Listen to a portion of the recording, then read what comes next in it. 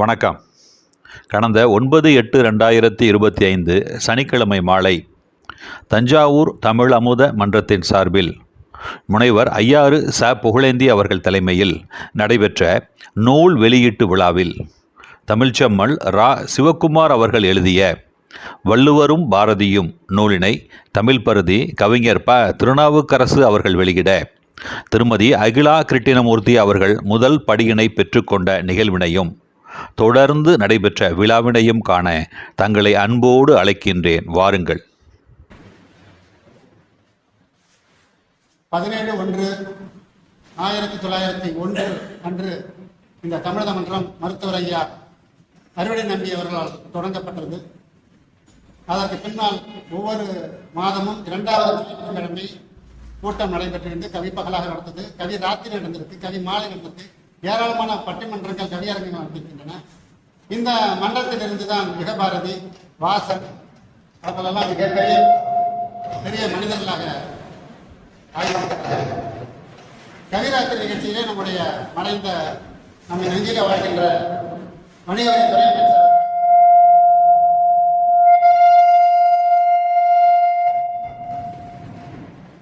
இந்த கூட்டங்களிலே தரையிலே அமர்ந்து இரவு முழுவதும் அந்த கவிதைகளை எல்லாம் ரசித்திருக்கிறார்கள். இந்த தமிழக மன்றம் இன்றைய அங்க விட்டு வெளியில வந்திருக்கு அப்படின்னு சொன்னா அந்த நூல் வெளியீடு அப்படிங்கிற ஒரு காரணத்துக்காக தான் வெளியில வந்திருக்கு. மன்றத்துடைய வளர்ச்சி அப்படின்னு பார்க்கும்போது முதல்ல மன்றத்தின் தென்றல் அப்படிங்கிற ஒரு நூலை, ஒரு கவிதை தொகுப்பை நாம் வெளியிட்டோம். அதற்கு பிறகு ஏராளமான நூல்கள், அம்பல் மாதேவியுடைய ஒரு நூல் சொல்காட்சி மரம், அனார்களுடைய ஒரு நூல், கவிஞர் எழில்வேந்தன் அவர்களுடைய கவியரசர் திரை இசைப்பாடல்களில் இலக்கண வரம்புகள் அப்படிங்கிற நூல், அதே நாளில் கவிஞர் வல்லம் தாஜ்பால் அவருடைய ஒரு நூல், டொமினிக் சேவர் அவருடைய நூல், இப்படி வரிசையாக நம்ம நூல் அறிமுகம், நூல் வெளியிடுதல் அந்த பணியை செஞ்சுட்டு இருக்கோம்.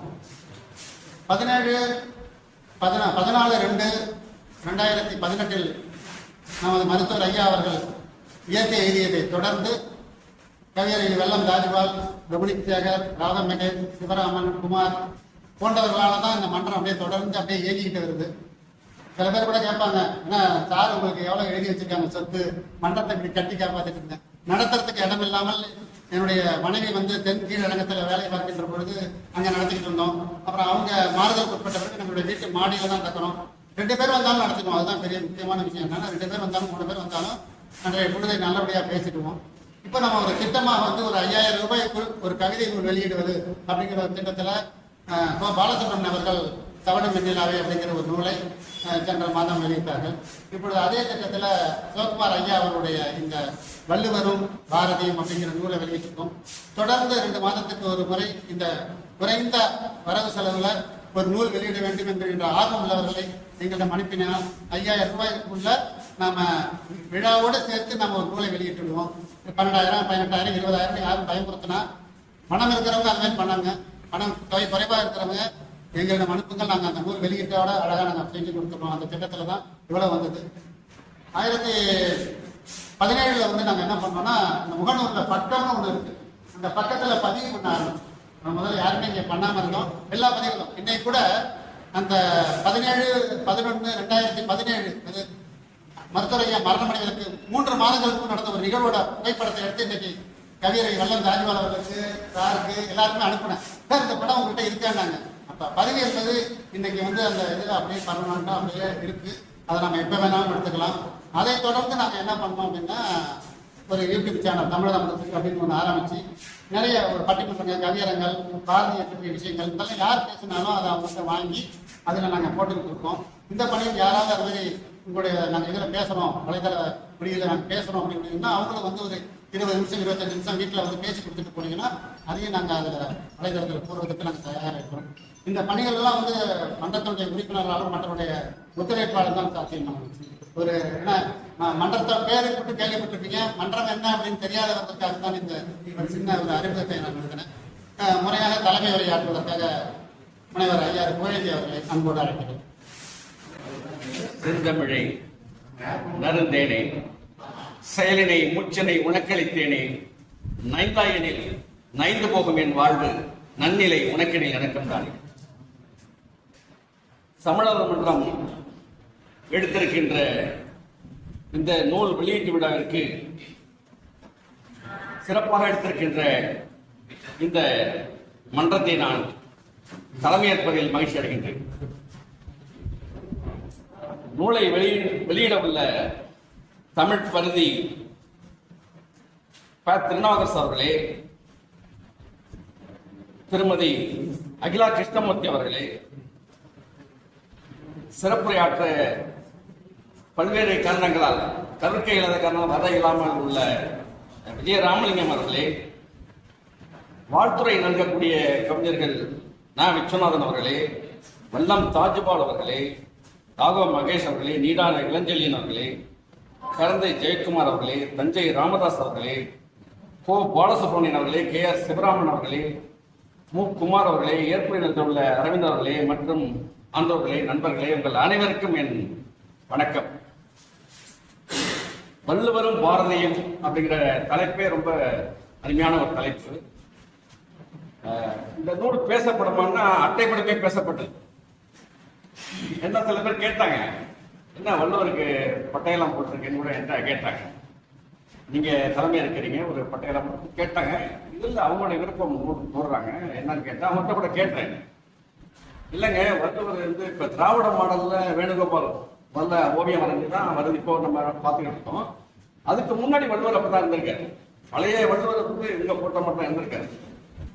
நான் கேட்டேன், இன்னும் பழமையில இருக்கு எப்போ இருக்கு? மாடல் மாறி இருக்கு, திராவிட மாடல் இருந்தாலும் இந்த பழைய வள்ளுவர் அவங்க போட்டிருக்காங்க. இல்லாம இல்லை, ஏற்கனவே பழைய நூல்ல இருந்ததுதான் அவங்க எடுத்து அட்டைப்படமா போட்டிருக்காரு. வேற ஒன்றும் இல்லை. ரொம்ப அதிர்ச்சி தரக்கூடிய வேற செய்திகளும் இல்லை. சிவகுமார் அவர்கள் ரொம்ப ஒரு அருமையான ஒரு சிந்தனையாளர். அவர் நினைச்சதுதான் நிறைய நூல் போட்டிருக்கலாம். ஏன்னா இன்னைக்கு தஞ்சாவூர் எல்லா மன்றத்திலையும் அவர் ரசிகரா போய் உட்காந்து கேட்கிறார் இல்லையா. இதெல்லாம் பனிக்காலத்துல சென்னையில மிகப்பெரிய ஜாம்பவான் சொல்லக்கூடிய எல்லாருடைய பொழியும் நேரா கேட்டு அவங்களோட தொடர்புள்ள உள்ளவர். இன்னைக்கு கம்பன் கழக தலைவர் ஜெகத் ரட்சகன் அவருக்கு நண்பர்.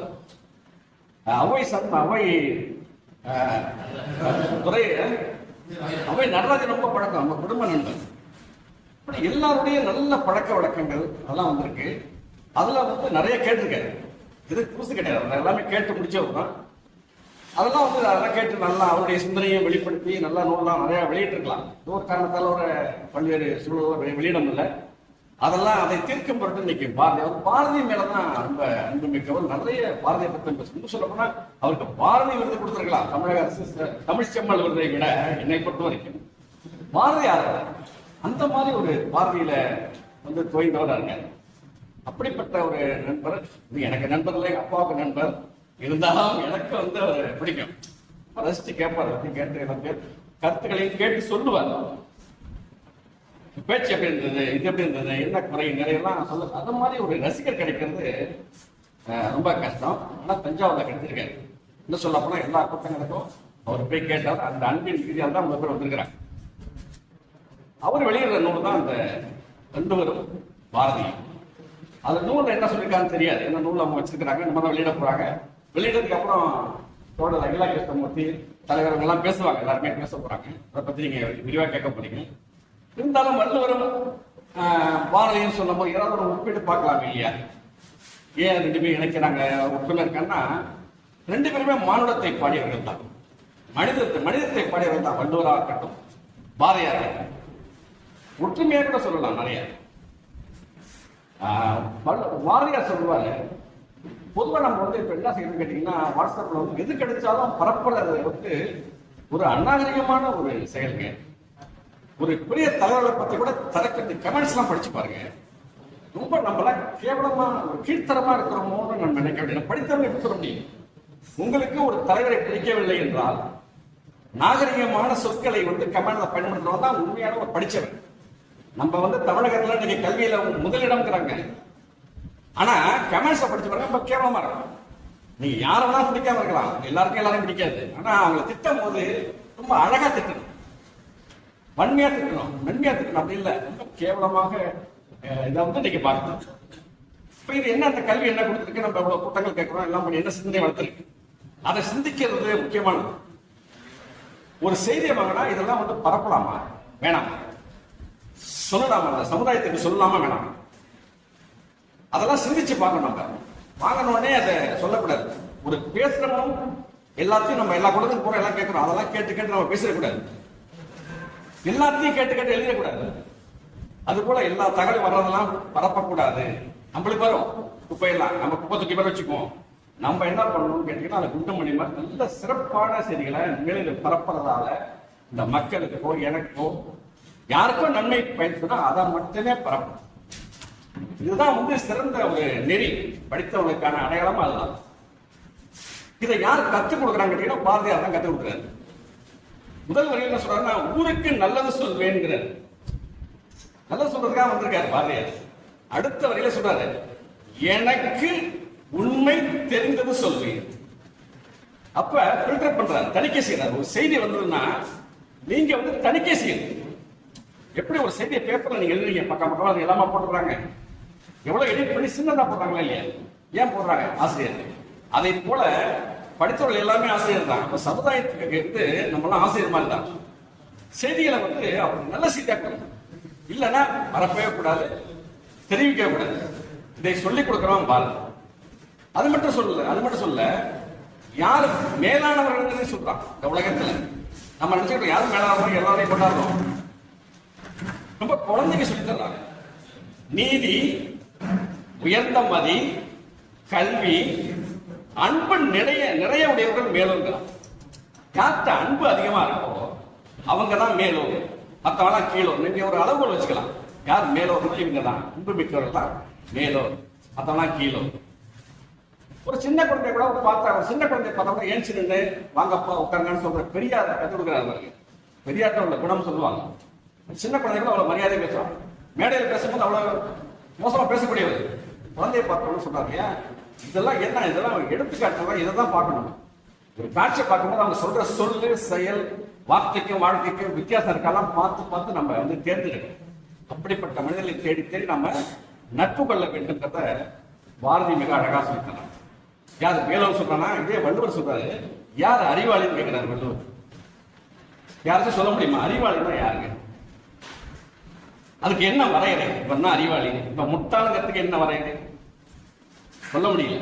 எல்லாராலையும் எழுதி சொல்ல முடியாது. ஏன்னா படித்தவர்கள் மெத்த படித்தவர்கள் அறிவாளியா? ஆனா உயர் பதவியில் இருக்கிறவங்க அறிவாளியா தான் இல்ல. இல்லைன்னா ஒரு பெரிய தொழிலர், பெரிய செல்வந்தர் அறிவாளியானா இல்ல. கீழ் தொழில் பார்க்கலாம், அவன் முட்டாள். சொல்ல முடியுமா? ஆக என்ன வரையறை அறிவாளிக்கு, முட்டாளுக்கு என்ன வரையறைன்னு கேட்டா வள்ளுவர் தான் ரொம்ப எளிமையா சொல்றாரு. 2 அடியில அழகா சொல்றாரு. யார் அறிவாளினா, யார் நன்மை செய்யறானோ அவன் எல்லாம் அறிவாளி, யார் தீமை செய்யறானோ அவெல்லாம் முட்டாள். இதுதான் வரையறை. இப்ப நீங்க உலகத்தை பிரிச்சிடலாம். யார் அறிவாளி? இந்த உலகத்துல யார் அறிவாளி? மொத்தவங்க எல்லாம் அறிவாளிகள். நம்ம நினைச்சுக்கிட்டு இருக்கோம் படித்தவர்கள், செல்வந்தர்கள், நிறைய பட்டங்கள் வாங்கினவங்க, டிவியில கொண்டாடுறவங்க, இவங்கெல்லாம் பெரிய ஆள் நினைச்சுக்கிட்டு இருக்கோம். ஆனா யார் அறிவாளின்னா, யார் நன்மை இந்த உலகத்துக்கு நன்மை செய்தார்களோ அவர்கள் அறிவாளிகள், மற்றவங்க தான் முட்டாள் அப்படிங்க. தீமை செய்யறவனா யாருக்கு தெரிய போகுது? நம்ம பெரிய அறிவாளி இல்லையா? யாரு நல்லா தீமை செய்ய முடியும்னா மிகப்பெரிய அறிவாளி தான் தீமை செய்ய முடியும். அந்த அறிவை பயன்படுத்தலாம், நன்மைக்கும் பயன்படுத்தலாம், தீமைக்கும் பயன்படுத்தலாம். யாருக்கு தெரிய போகுதுன்னே பண்ணுவாங்க தீமை. ஆனா நல்லவன் என்ன செய்யறான்னா, நம்ம எவ்வளவு செஞ்சாலும் ஒத்துக்க மாட்டோம்னா என்னைக்கோ ஒரு நாள் தெரிஞ்சுக்குவான்னு சொல்லி நன்மை செஞ்சுட்டே இருப்பாங்க. இவன் தெரியாதுன்னு நினைக்கிறான், அவன் என்னைக்கோ ஒரு நாள் தெரியும் நினைக்கிறான், நன்மை செய்யறான். இந்த வேறுபாடை அழகா ஒரு திருக்குறள்ல, சென்ற இடத்தால் செலவிடா தீதுமையை நன்றியின் பால் உயிர்ப்பது அறிவுகிறார். நன்மையை நோக்கி போகணும், பணம் போன போக்கில் போகக்கூடாது. நன்மையை நோக்கி போறதா அறிவு. அப்ப அறிவாளி பக்கம் சேர்ந்துங்கிற அந்த ஒற்றுமை பாரதிக்கும் இருக்கு, இவருக்கும் இருக்கு. 2 பேருமே மாநிலத்தை பார்க்க மாட்டாங்க, ஜாதி மதத்தெல்லாம் பாடாம உயர்ந்த மனித குலத்தை பாடியவர்கள் தான் இருவருமே. அதுதான் பாரதியும் வள்ளுவருங்கிற அந்த தலைப்பு அழகா வச்சிருக்காரு. அப்படிப்பட்ட சிந்தனை நமக்கு வர வேண்டும். பாரதி கற்றுக் கொடுக்குறாங்க, எல்லாத்தையும் ஒன்னா பாருங்க. இதை இவரை வேண்டியவர் வேண்டாம பார்க்காத, மனிதனை பார்க்கறதுக்கு நம்ம வேறுபாடுக்காதான். இவன் நம்பாளு, இவன் வேண்டியவன், இவன் செஞ்சவன் பார்க்கலாம். ஆனா பாரதி அதெல்லாம் உயர்ந்து நிற்கிறான். காக்கை குருவி எங்கள் ஜாதி. மனுஷனே நம்ம சேர்க்க மாட்டோம் சார், மனிதனே என் ஜாதி சேர்க்க மாட்டான். பாரதி எவ்வளவு உயரத்துல இருக்கான் பாருங்க. காக்கை குருவி எங்கள் ஜாதி, நீல் கடல் மலையும் எங்கள் கூட்டம், நோக்கும் இடமெல்லாம் நாமன்று வேறு இல்லை. நீ மனுஷனா பாரு, டாக்டர்கிட்ட போற காது மூக்கு தொண்டைன்னு போட்டிருக்காங்க. இப்ப காதை கை கொடுக்கறதா? காது மூக்கு தொண்டைன்னா மனுஷன் அர்த்தம். எல்லாம் ஒண்ணா மனிதனை பார்க்கிற பார்வை தான் ரொம்ப முக்கியம். அப்படிப்பட்ட உயர்ந்த பார்வையை, விசால பார்வையை கொடுத்ததான் வள்ளுவர் பாரதி. அதை பற்றி அருமையான நூலை, சிந்தனையை நண்பர் என்னுடைய இணையக்கடியாக விளங்கக்கூடிய சிவகுமார் அவர்கள் படித்திருக்கலாம் என்று கூறி வாழ்த்தி விடைபெறுகிறேன். நன்றி, வணக்கம். தமிழமுதம் மன்றம் வெளியிட்டிருக்கக்கூடிய இந்த வள்ளுவரும் பாரதியும் இந்த புத்தகத்திற்கு என்னுடைய மனமார்ந்த வாழ்த்துக்கள். ஏன் அப்படின்னா, வள்ளுவரும் பாரதியும் ஏன் இப்ப தேவைப்படுறாங்க? எல்லா காலமும் நாம அவங்கள கொண்டாடிட்டு தான் இருந்தோம். இப்ப சமீபமா ஏன் வள்ளுவரையும் பாரதியையும் நாம காப்பாற்ற வேண்டியிருக்கு அப்படிங்கிறத நமக்கே தெரியும். ஊடகங்கள்ல நீங்க பார்த்துக்கிட்டு நம்ம எல்லாருக்குமே தெரியும். நிச்சயமா இந்த 2 பேரையும் நம்ம காப்பாற்ற வேண்டிய சூழல்ல இப்ப இருக்கோம். அப்படியான ஒரு புத்தகத்தை எழுதிய ஒரு தந்தைக்கு நிகரான ஐயா இரா சிவகுமார் அவர்களுக்கு என்னுடைய மனமார்ந்த வாழ்த்துக்களை தெரிவிக்கிறேன். அவர் என்கிட்ட அழைப்புல நீங்க வாங்க, வந்து வாழ்த்துங்க அப்படின்னு தான் சொன்னாரு. புத்தகத்தை வெளியிட்டு முதல் பிரதியை வாங்கிட்டு வாழ்த்துங்க அப்படின்னு தான் சொன்னாரு. எனக்கு இங்க வந்தோன்னு மிகப்பெரிய அச்சம் என்னன்னா, எல்லாரும் சிறப்பு உரை, விமர்சன உரையெல்லாம் சொல்றீங்க. நான் கொஞ்சம் வாழ்த்த தான் போறேன். ஏன்னா நிறைய தோழர்கள் ஐயா விஸ்வநாதன் ஐயா எல்லாம் வந்திருக்காங்க. நீங்க எல்லாருமே பாரதியையும் வள்ளுவரையும் நன்றாக கற்றவர்கள், அவரோடு பயணித்தவர்கள். நீங்க பேசுறதுக்கு நிறைய இருக்கும், நாங்க கேட்பதற்கு ரொம்ப ஆர்வமா இருக்கும். அதற்கு முன்னாடி இந்த தலைமைங்கிறது மிக பொறுப்பா இருக்கு. என்னன்னா, பாரதி பித்தன் மகனார் அருமை தோழர் அவர் ஐயா புகழேந்தி அவர்கள், அப்புறம் பாரதி நேசன், எப்படி வேணாலும் அவரை வச்சுக்கலாம் நம்ம சிவகுமார் ஐயாவை. இந்த புத்தகத்தை மிகுந்த ஈடுபாட்டோடு வச்சிட்டு இருக்கக்கூடிய ஐயா அவர்கள், அரவிந்தன் அவர்கள். அப்புறம் இப்பதான் நாங்க பேசுறோம், கிட்டத்தட்ட ஒரு ஊருக்காரர் மாதிரி. ஏன்னா சோறு போடுற ஊர் தான் ரொம்ப முக்கியம். குலசாமி எங்க இருக்கோ அதை விட நமக்கு எது சோறு போடுதோ அந்த ஊரு ரொம்ப முக்கியம். எங்களுக்கு சோறு போடுற ஊர் பாபநாசம். டாக்டர் அங்க தொழில் செய்யறதுனால இப்ப ஐயாவும் திருநாவுக்கரசு இப்ப பாபநாசம் கேள்விப்பட்டேன். சோ எல்லாமே ஒரு இணக்கமா இருந்தது. நான் உள்ள வரும்போது நினைச்சேன், இது புதுசா இருக்கே, இதுக்குள்ள எப்படி இந்த இதுதான் முதல் தடவை நான் வந்திருக்குது, புதுசா இருக்கேன்னு பார்த்தா எல்லாரும் நம்முடைய தோழர்கள் தான். ரொம்ப சந்தோஷமா இருக்கு, மனதார வாழ்த்துகிறேன். பாரதியையும் வள்ளுவரையும் நம்ம நிறைய ஆய்வுகள் கூட செஞ்சிருக்காங்க மாணவர்கள். ஒப்பீட்டளவில் நிறைய ஆய்வுகள் செய்திருக்காங்க. ரொம்ப புதுசா நம்ம தலைமையில் சொன்னது போல அவர் ஏதாவது ரொம்ப அச்சமுற்ற புதிய செய்திகள் இருக்கா அப்படின்னா அப்படி ஒன்றும் இல்லை. பட் இருக்கிறத நாம இப்ப இந்த கால சூழல்ல இருக்கிறத கொஞ்சம் மீட்டுருவாக்கம் செய்துக்கிட்டா நல்லா இருக்கும். இந்த நூல் வழியா என்னன்னா சில முக்கியமான தரவுகளை இதுல இருந்து எடுத்தேன், உங்களோட பகிர்ந்துக்கிறேன். உங்களுக்கு தெரிஞ்சிருக்கலாம், உங்களோட பகிர்ந்துக்கிறேன். பாரதியை பொறுத்த வரைக்கும் ஆங்கிலம் என்பது பேடி மொழி அந்த மாதிரி ஒரு இடத்துல குறிப்பிட்டிருக்கிறோம். ஏன் அப்படி சொன்னாரு? தமிழுக்கு அவர் முக்கியத்துவம் கொடுத்தாரு.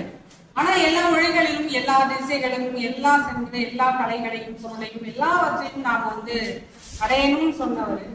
ஏன் அந்த மொழியை அப்படி சொன்னார்னா அதுக்கு ஒரு மிக முக்கியமான காரணம், கம்பனையும் வள்ளுவனையும் இளங்கோவடிகளையும் பாடாத, முதன்மைப்படுத்தாத அந்த மொழியை அவர் பேடி மொழி என்று சொன்னதாக நான் இந்த புத்தகத்தில் இருந்து பார்க்கிறேன்.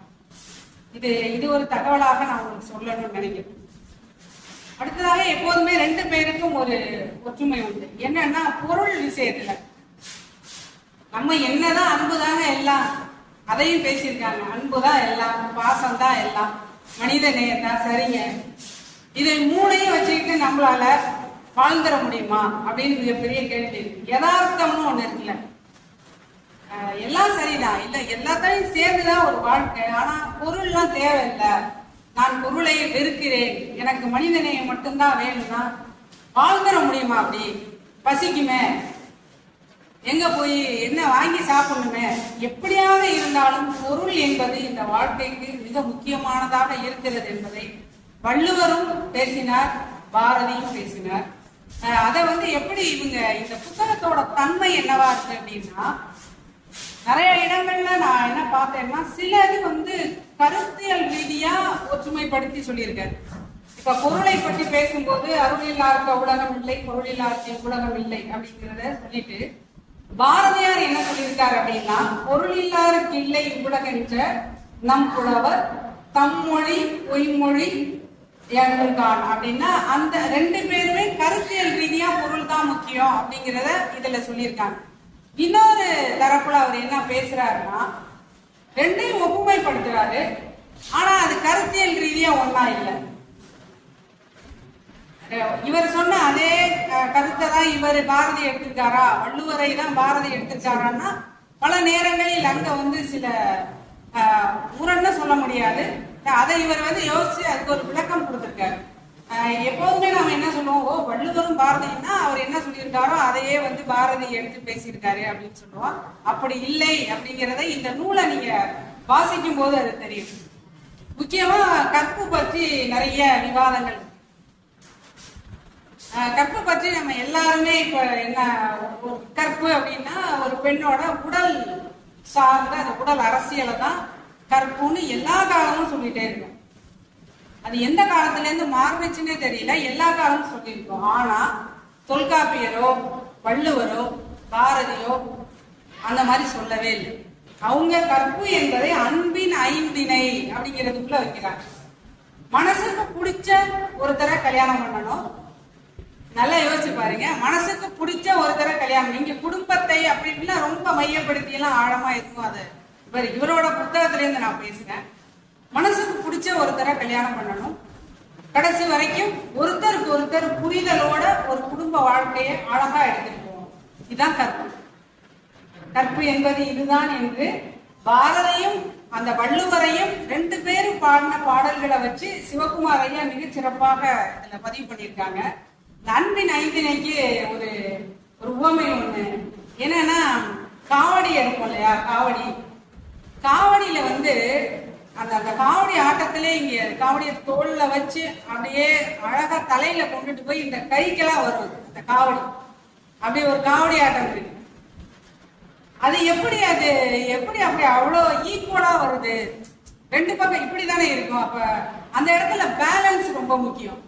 நீங்க ஒரு முனையில பாரம் கொஞ்சம் குறைவாகவோ இல்ல ரொம்ப ரைஸ் பண்ணியோ இருந்திருந்தா அது அந்த காவடி நிக்காது. காவடி இங்க தோல்லையோ இல்ல அழகா தலைக்கோ இல்ல அந்த இதெல்லாம் கைக்கெல்லாம் அது வரவே வராது. அப்படியான ஒரு உண்மையை இந்த அன்பின் ஐந்திணைக்கு இந்த நூல்ல ரொம்ப அழகா பதிவு பண்ணியிருந்தாங்க. உங்களுக்கு தெரியும், புதுமை பெண் பாரதி எவ்வளவு அழகா ஒரு பெண்ணை. எனக்கு எப்போதும் ஒரு சின்ன வருத்தம் என்னன்னா, பாரதியை பேசுறோம் வள்ளுவரை பேசுறோம், நான் மட்டும்தான் நிக்கிறேன். பாரதி கண்ட புதுமை பெண்கள் எங்கேங்கிறதா இப்ப மிகப்பெரிய கேள்வியா இருக்கு. நம்ம எல்லாருமே வீட்டுல இருந்து ஒருத்தர் அழைச்சிட்டு வந்துருக்கலாம், ஒரு பெண்ணை. அவங்க கூட இந்த பாரதி வள்ளுவரை பற்றி இங்க தெரிந்து கொள்வதற்கான வாய்ப்பு இருக்கும். ஒவ்வொரு முறையும் நான் ரொம்ப வருத்தமா சொல்றது ஐயா கூட தெரியும். ஏன்னா எல்லா கூட்டங்களையும் இப்படியான பெரிய கூட்டங்கள்ல யாராவது 1-2 தான் பெண்கள் இருக்காங்க. பாரதியை பற்றி பேசும்போது முக்கியமாக பெண்கள் இருந்திருக்க வேண்டும். பரவாயில்ல. ஒரு 2 ஒப்புமையை நான் உங்கள்கிட்ட சொல்லணும்னு நினைக்கிறேன். ஆனா அது ஒப்புமையாக இவர் கொடுக்கல. கல்லுண்ணாமை பற்றி வள்ளுவர் சொல்லியிருக்காரு. அதுல உள்ள அந்த கருத்தை எடுக்கல. ஆனா அந்த வார்த்தைகளை சொல்லும் போது அது அதற்கு வேறு ஒரு பொருண்மையில அது உட்கார்ந்து ஒரு இடம், பாரதியோட ஒரு இடம். அதை நான் உங்களுக்கு வாசி காமிக்கிறேன். ரொம்ப அது இன்ட்ரெஸ்டிங்கா இருந்தது.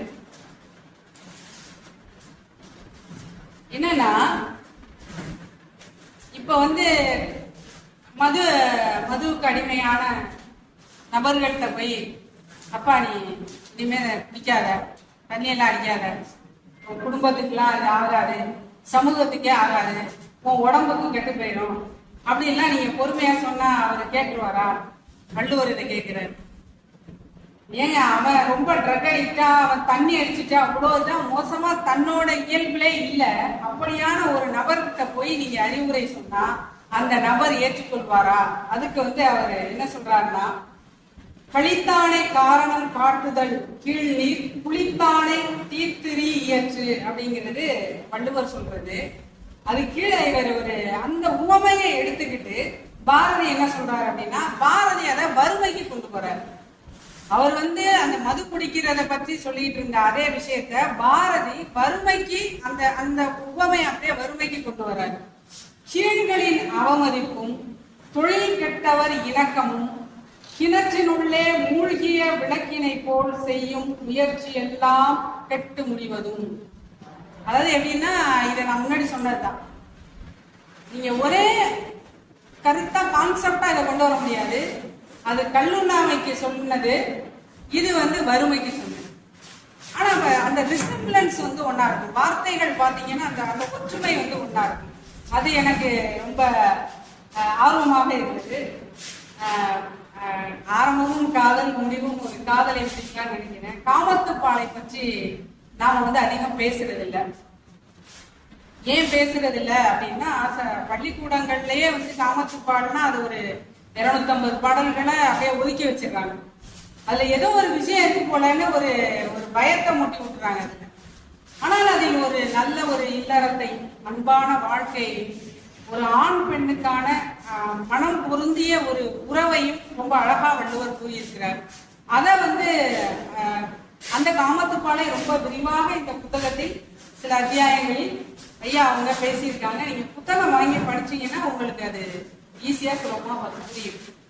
என்ன அப்படின்னா, அன்பு வாழ்வென்று அமைதியில் ஆடுவோம். இது பாரதி. வள்ளுவரின் காமத்துப்பாலை பாரதி எப்படி எடுத்தார் அப்படிங்கிறதுக்கு, அன்பு வாழ்வென்று அமைதியில் ஆடுவோம், ஆசை காதலை கைகொட்டி வாழ்த்துவோம், செவ்விது செவ்விது பெண்மை, செவ்விது செவ்விது செவ்விது காதல், காதல் செய்யும் மனைவியே சக்தி கண்டீர் அப்படின்னு பாரதி வள்ளுவரோட அந்த காமத்துப்பால்ல இருந்து மிகச் சிறப்பா ஒரு பாடலை எழுதியிருக்காரு. அதை இவங்க பொருத்தி பார்த்து இங்க இந்த இடத்துல சொல்லியிருக்காங்க. குறளும் கடைசியாக ஒரு 2-3 பக்கங்கள்ல நீங்க பார்க்கலாம். குறள் எழுதியிருக்காரு. அது பக்கத்திலே ஆத்திச்சூடி, புதிய ஆத்திச்சூடி, ரெண்டுக்கும் ஈக்குவலா என்னென்ன பொருண்மைகள்ல வருதுன்னு சொல்லி ஒரு லிஸ்ட் அவுட் ஒன்று கொடுத்துருக்காரு புத்தகத்துல அந்த பின்பக்கத்துல. அதை நீங்க விருப்பம் உள்ளவர்கள் அதையும் வாசிச்சுட்டு நம்ம குழந்தைகளுக்கு சொல்லலாம். இது எப்படி இதை எப்படி ஒப்புமைப்படுத்தி சொல்லியிருக்காங்கிறத குழந்தைகளுக்கு சொல்லலாம். இது என் பார்வையில் இந்த புத்தகம். நீங்க இன்னும் நிறைய பேர் இதை பற்றிய வாழ்த்துறையும் விமர்சனம் பண்ண இருக்கீங்க. உங்களோட பார்வையில வள்ளுவரும் பாரதியும் வேறு வேறாக வரலாம். அதற்குமே நான் ரொம்ப ஆவலோட காத்துட்டு இருக்கேன். இந்த வாய்ப்பு கொடுத்தமைக்கு மிக்க நன்றி.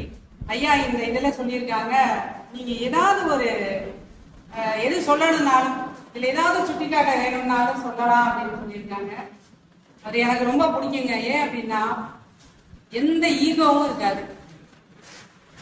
ஈகோங்கிறதே அவர் வாழ்க்கையிலே கிடையாது. எல்லா கூட்டங்களுக்கும் வருவார். குறிப்பா நாங்க கலைக்கேற்க பெருமன்ற பெண்கள் செயல்பாட்டுல ரொம்ப உற்சாகப்படுத்தி நல்லா செய்யுங்கம்மா, நல்லா இந்த பொறுமைகளை பண்ணுங்கன்னு சொல்லக்கூடியவர். கடைசி இருக்கையில் தான் அமர்வார். யார் என்ன வேணா, எவ்வளவு பெரிய செலிபிரிட்டி வேணாலும் வரலாம். ஆனா அவர் எல்லா கூட்டங்களிலும் இறுதி நாற்காலியில் அமர்ந்து கடைசி வரை இருந்து அந்த கூட்டத்தை, அவரோட அனுபவம் எவ்வளவோ இருக்கலாம். இப்ப ஐயா சொன்ன மாதிரி எவ்வளவோ இருக்கலாம். நானுமே அசந்து போயிருக்கேன். கம்பரை பத்தி பேசுங்கன்னா பேசுவாரு, பேராசார் ஜீவாவை பத்தி பேசுங்கன்னா பேசுவாரு, காமராசரை பத்தி சொல்லுங்கன்னா சொல்லுவாரு. என்ன சொல்லுவாருன்னா அந்த அந்த வாழ்க்கையிலேருந்து எடுத்து சொல்லுவாரு. அது திடீர்னு பார்த்தா இல்ல என் நண்பரும் பாரு, திடீர்னு ஒரு பெரிய ஆட்சினர், ரொம்ப வியப்பா இருக்கும். அவரை பார்த்தா ரொம்ப வியப்பா இருக்கும். அவர் சொன்ன ஒரே, நான் எதுவுமே சொல்லல, ரொம்ப நெருக்கடி தான் வீட்டிலேருந்து வரும்போது, ஆனாலும் நான் வரலையா நான் இந்த நூல் குறித்து நான் பேசுறேன், எனக்கு தெரிந்ததை நான் பேசுறேன் அப்படின்னு சொல்லிட்டு வந்திருக்கேன். ரொம்ப ரொம்ப ரொம்ப மனதார வாழ்கிறேன். நான் ரொம்ப விரும்பி வந்தேன், இந்த கூட்டத்துக்கு ரொம்ப விரும்பி வந்திருக்கேன். அவர் சொன்ன அந்த விஷயம்தான், ஏதாவது ஒண்ணு இருந்தா சொல்லுங்க, எதா இருந்தாலும் மனம் திறந்து சொல்லுங்க, ஏதாவது இருந்தா நான் மாத்திக்கிறேன் அப்படின்னாரு. இது மாணவர்களுக்கு சென்றடைய வேண்டும் என நான் நினைக்கிறேன். அவங்க தனபால் ஐயா கூட நிறைய அந்த அழகம்மாள் கூட நல்ல சிறப்பா பண்ணிட்டு இருக்காங்க மாணவர்களை வச்சு. அப்ப அந்த நடை கொஞ்சம் எனக்கு கடுமையா இருந்தது. நம்மளால புரிஞ்சுக்க முடியும், ஏன்னா கொஞ்சம் வாசிச்சுக்கிட்டே இருக்கிறதால முடியும். மாணவர்களுக்கு இவ்வளவு ஒரு செய்யுள் நடையில உரைநடை செய்யுளா அப்படி கொண்டு வரும்போது அவங்களுக்கு ஈஸியா புரியுமா அப்படிங்கிறது எனக்கு கொஞ்சம் சந்தேகமா இருந்தது. பாரதியின் நேசன், பாரதியை பற்றி தொடர்ந்து எழுத போறீங்க. அடுத்த முறை அடுத்தடுத்த புத்தகங்கள் இன்னும் கொஞ்சம் மாணவர்களுக்கு புரியும்படி இலகுவாக எழுத வேண்டும் என்கிற தாழ்மையான வேண்டுகோளை இந்த இடத்துல வைக்கிறேன். உங்களை எல்லாம் சந்திச்சிருந்தா ரொம்ப சந்தோஷம். மிக்க நன்றி.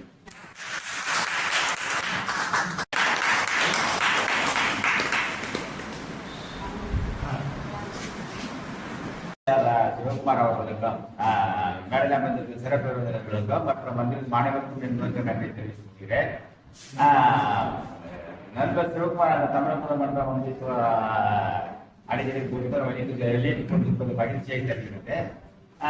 இப்போ நம்ம நண்பர் சிவகுமார் அதெல்லாம் அடிக்கடி அதெல்லாம் அம்மா சுந்தரபாரி சிவகுமார் அவர்கள் நல்ல ஒரு புதிய புதிய கருத்துக்களை சொல்லுவாங்க. உங்களுக்கு ஆச்சரியமா இருக்கும். ரெண்டாவது சம்பவங்கள் நடந்த சம்பவங்கள் அடிப்படையில குறிப்பா சென்னையில அவங்க இருந்த காலத்துல பாரதிய இருந்தது, அப்புறம் இசை சம்பந்தப்பட்டது, இசை அமைப்பாளர்கள் அவங்க தொடர்புடைய செய்திகள் இதெல்லாம் சொல்லுவாங்க. ரொம்ப ஆச்சரியமா இருக்கும். அப்படியே சரி, அதெல்லாம் ரொம்ப இன்ட்ரெஸ்டா இருக்கு. அதெல்லாம் அரவிந்த் சார் நீங்க எல்லாத்தையும் சொல்லுங்க, புத்தகமா போட்டுக்கலாம் அப்படின்னு சொல்லியிருக்காங்க. அந்த மாதிரி பேர் புக் வெளியிட்டாலும் அதுவும் நல்லதுதான். அடுத்து வள்ளுவரும் பாரம்பரியம் அப்படின்னு சொல்லிட்டு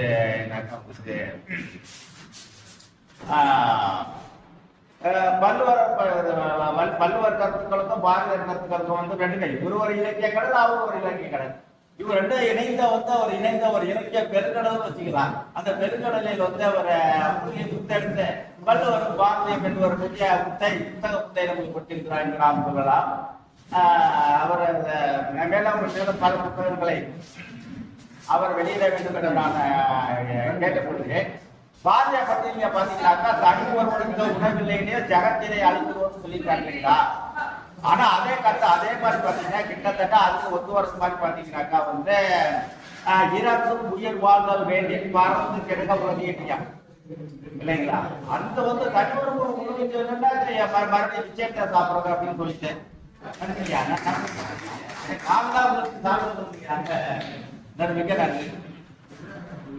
மீண்டும் மட்டும் அப்புறம் இப்ப என்ன கேட்டீங்கன்னா ஒரு 60 வயசுக்கு மேல போட்டாங்க. அவங்க நிறைய பேர் ஒரு அனுபவ புதையல் மாதிரி அவர் அது மாதிரி நிறைய பேர் சில பேர் இருந்தாங்க. என்னன்னு கேட்டீங்கன்னா அப்படியே அமைதியா இருந்துறாங்க. அவங்க கருத்துக்கள் எல்லாம் திரட்டி புத்தகமா கொண்டு சமூகத்துக்கு கொடுத்தாதான் அது பயன்பெறுவது இப்ப இது சின்ன சரிகள் நமக்கு இப்ப இசையில அனுபவம் கிடையாது, தெரியாது. ஆனா இசையில அனுபவம் இல்லாம நம்ம பாடலை ரசிக்கிறோம்ல, அதே மாதிரிதான் அவர் நம்ம சொல்ற சம்பவம் நமக்கு எங்கே பயன்படுவோம். சிறுவர்களுக்கு புதுசா இலக்கியத்துக்கு வருபவர்களுக்கு பயன்படும் சொல்லிட்டு அதெல்லாம் அனைவருமே ஒரு 60 வயசுக்கு மேற்பட்ட இருக்கிற நீங்க எல்லாம் ரொம்ப தயாரா இருக்காதீங்க.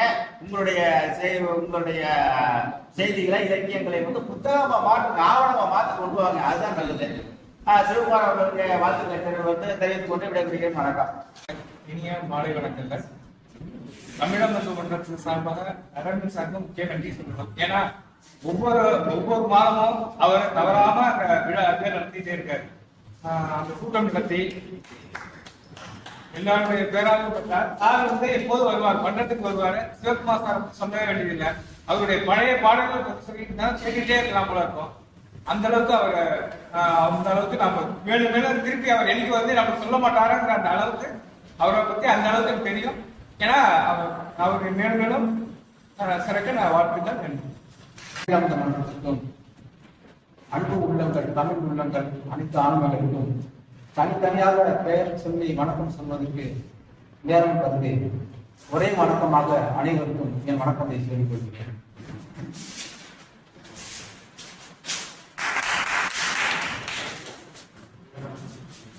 தமிழ் செம்மொழி பெற்ற ஐயா அவர்கள் வள்ளுவரும் பாரதியும் என்ற ஒரு சிறப்பு தொகுப்பு கொடுத்து அதன் மூலம் வள்ளுவரின் விருதையும் பாரதியின் விருதையும் பெறுகிறார்.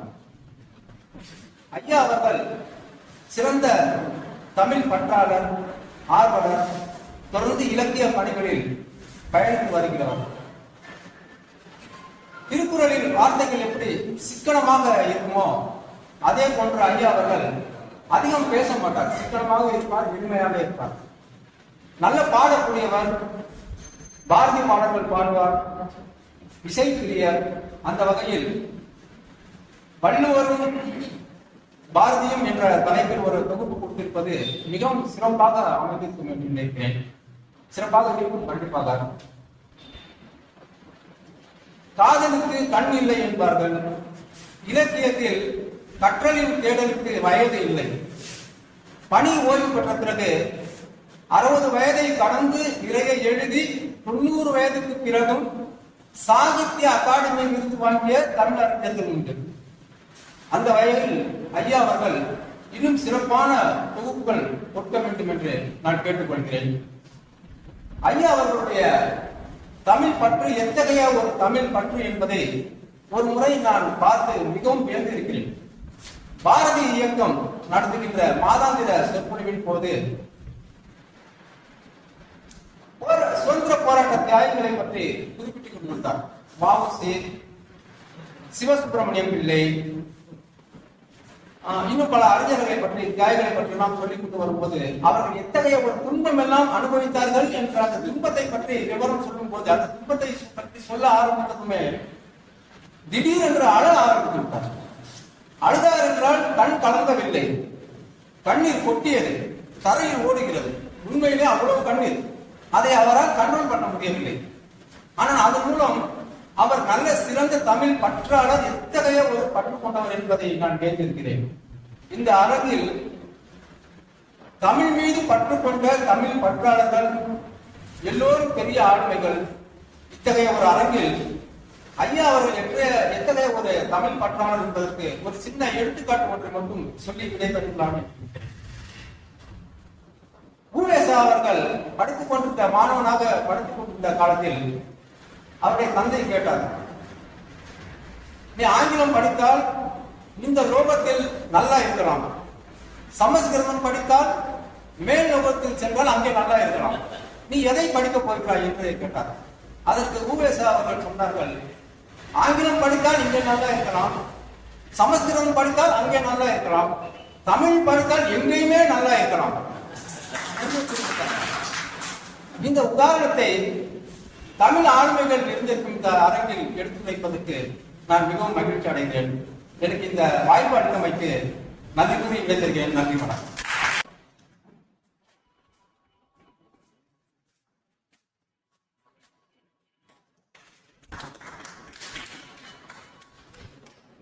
அனைவருக்கும் அன்பு வணக்கம்.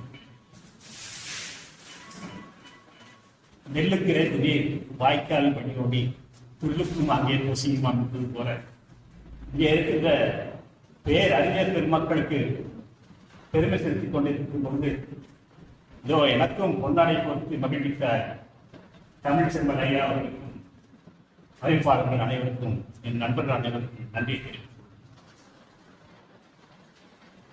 நூல் விட்டால் பட்டம் பறக்கும், நூல் தொட்டால் பட்டம் கிடைக்கும்.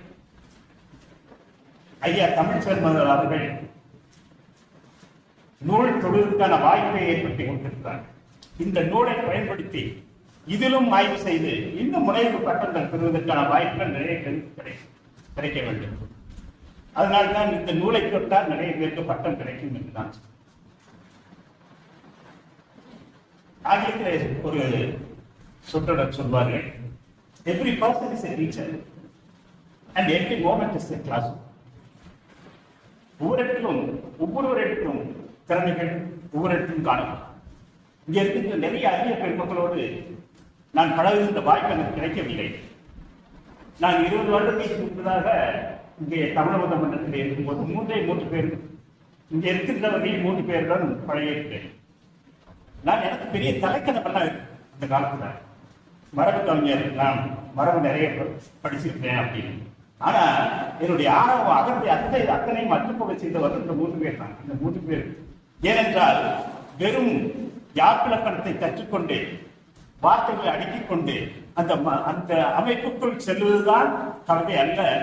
அதையும் தாண்டி அப்படி ஒரு சிறந்த சில நுணுக்கங்கள் இருக்கின்றன. அது பல வகையான நுணுக்கங்கள், அணிவகைகள் என்று சொல்வார்கள்.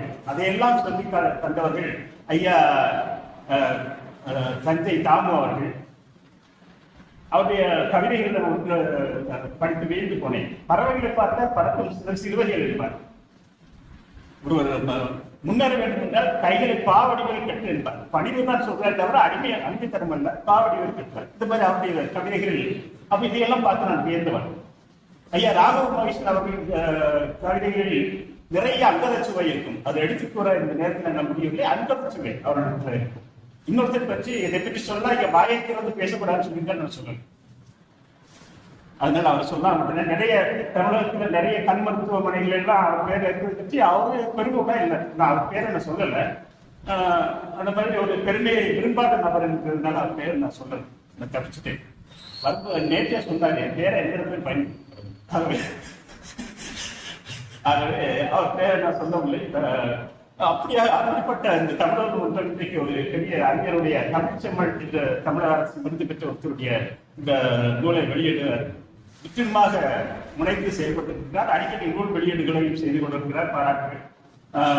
ஐயா தமிழ்ச்செம்மல் அவருடைய அந்த நூலை நான் முற்றிலுமாக படித்து பார்க்கக்கூடிய ஒரு வாய்ப்பு கிடைக்கவில்லை என்று கூட அவருடைய இந்த வாய்ப்பு இந்த செயல்பாடு நிறைய பேரை உருவாக்கும். அந்த புத்தகத்தை படித்தவர்கள் நிறைய இன்னும் ஆய்வு செய்ய வேண்டும். அதில் நிறைய மாணவர்கள் இருக்கக்கூடிய ஒரு செய்திகளை எடுத்து சொல்ல வேண்டும் என்று நான் விரும்புகிறேன். ஐயா அவருடைய இந்த பணி இத்தோடு நின்றுவிடக்கூடாது, மேலும் மேலும் வளர வேண்டும். ஒரு எடுத்துக்காட்டு சொல்கிறேன். ஒரு இடத்துல நான் ஒரு மன்றத்தில் பேச போயிருக்கேன். அப்போ அந்த மன்ற தலைவர் என்னுடைய நண்பர் என்னை ஏதாவது இக்கட்டில் மாற்றத்துக்காக நண்பர் ஒரு முருகன் பாடலை பாடுவார் என்றார். நான் கிறிஸ்துவன் என்ற போதிலும் எனக்கு மத வேறுபாடு இல்லை. இதால் என்னை மாற்ற வைக்கிறதுக்காக சொன்னார். இவர் ஒரு முருகன் பாடல் போடுறார். நான் பாடினேன். ஒரு கோப்பையிலே என் குடியிருப்பு, கோலப்பையின் துணையிருப்பு, இசைப்பாடலில் என் எப்ப நான் காட்டுறதெல்லாம் மழையில் சிரிப்பு என்று பாடு. நீங்க முருகனை அவமானப்படுத்துறீங்க, நீங்க தான் அவமானப்படுத்துறீங்க அப்படின்னு சொன்னேன். எப்படின்னு கேட்டேன். கோ என்றால் இறைவனுடைய இதய பையில் நான் குடியிருக்கிறேன். கோ பையில் இறைவனுடைய இதய பையில் நான் குடியிருக்கிறேன். கோலமை துணை இருக்கும். மயில் யாருக்கு துணை இருக்கும்? முருகன் கல்லவா என்றேன். ஒத்துக்கொண்டார்கள். இசை பாட்டிலே உயிர்த்திருப்பு. முருகன் தமிழ் கடவுள். இசை பாட்டு அவனுக்கு உயிர் துடிப்பு. நான் காவிய தாயின் இளையமகன் முருகன் தானே என்று சொன்னேன். நான் நிரந்தரமான அவங்க அழிவதில்லை, முருகன் அழிவதில்லையே, இன்றைக்கும் அவர் உயிரோடு இருக்காருன்னா அவரை வணங்கிட்டு இருக்கீங்க அப்படின்னு சொன்னேன். எல்லாரும் ஒத்துக்கொண்டார்கள். தமிழ் எவ்வளவு சிறப்பானது, எவ்வளவு செம்மையானது. அந்த தமிழ் செம்மையான தமிழிலே தமிழ் செம்மலுக்கு பட்டம் பெற்ற அந்த ஐயா அவர்களுக்கு என்னுடைய வாழ்த்துக்களை தெரிந்து கொண்டு இன்னும் நிறைய பேசலாம், ஒரு மணி நேரம் பேசலாம் அப்படின்னு சொல்ல மாட்டேன் முடியாது. ஏன்னா எனக்கு தெரிஞ்சது பேச முடியாது. நன்றி கொஞ்சம்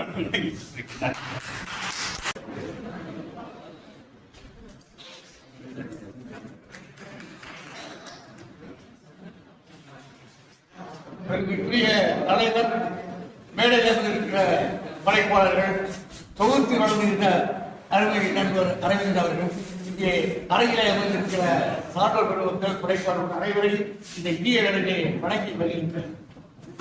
ஐயா சிவகுமார் ஐயா தஞ்சை காட்டு தோட்டத்தில் இருக்கிற இந்த வேளாண் அலுவலகத்தில் இளநிலை உதவியாளராக பணியிலே சேர்ந்து உதவியாளராக பதவி பெற்று சென்னைக்கு சென்று ஒரு 25 ஆண்டுகள் பணியாற்றி அங்கிருந்து சூப்பர்டார் பதவி பெற்று அதன் பிறகு ஆட்சி அலுவலராக கோயம்புத்தூருடைய ஓராண்டு காலம் பணியாற்றி அதன் பின் தன்னுடைய 38வது ஆண்டு பணி நேரை சேலத்திலே நிறைவு செய்திருக்கிறார்கள்.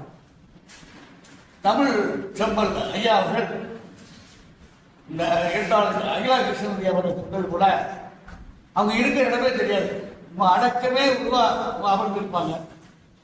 பழைய பாடல்கள், கண்டசாருடைய பாடல், ஜெயராமனுடைய ஸ்ரீ ஜெயராமனுடைய பாடல்கள், ஜி விஸ்வநாதனுடைய இசையை அமைந்த பாடல்கள் எல்லாம் ரொம்ப அருமையா குரல்ல அந்த குரல் வளத்தோட பாடி நம்ம எல்லாரையும் மெய்வேற்று வைக்கிறோம். ஒரு அற்புதமான ஒரு தமிழ் ஆர்வலர், ரொம்ப மரியாதைக்குரிய ஐயா.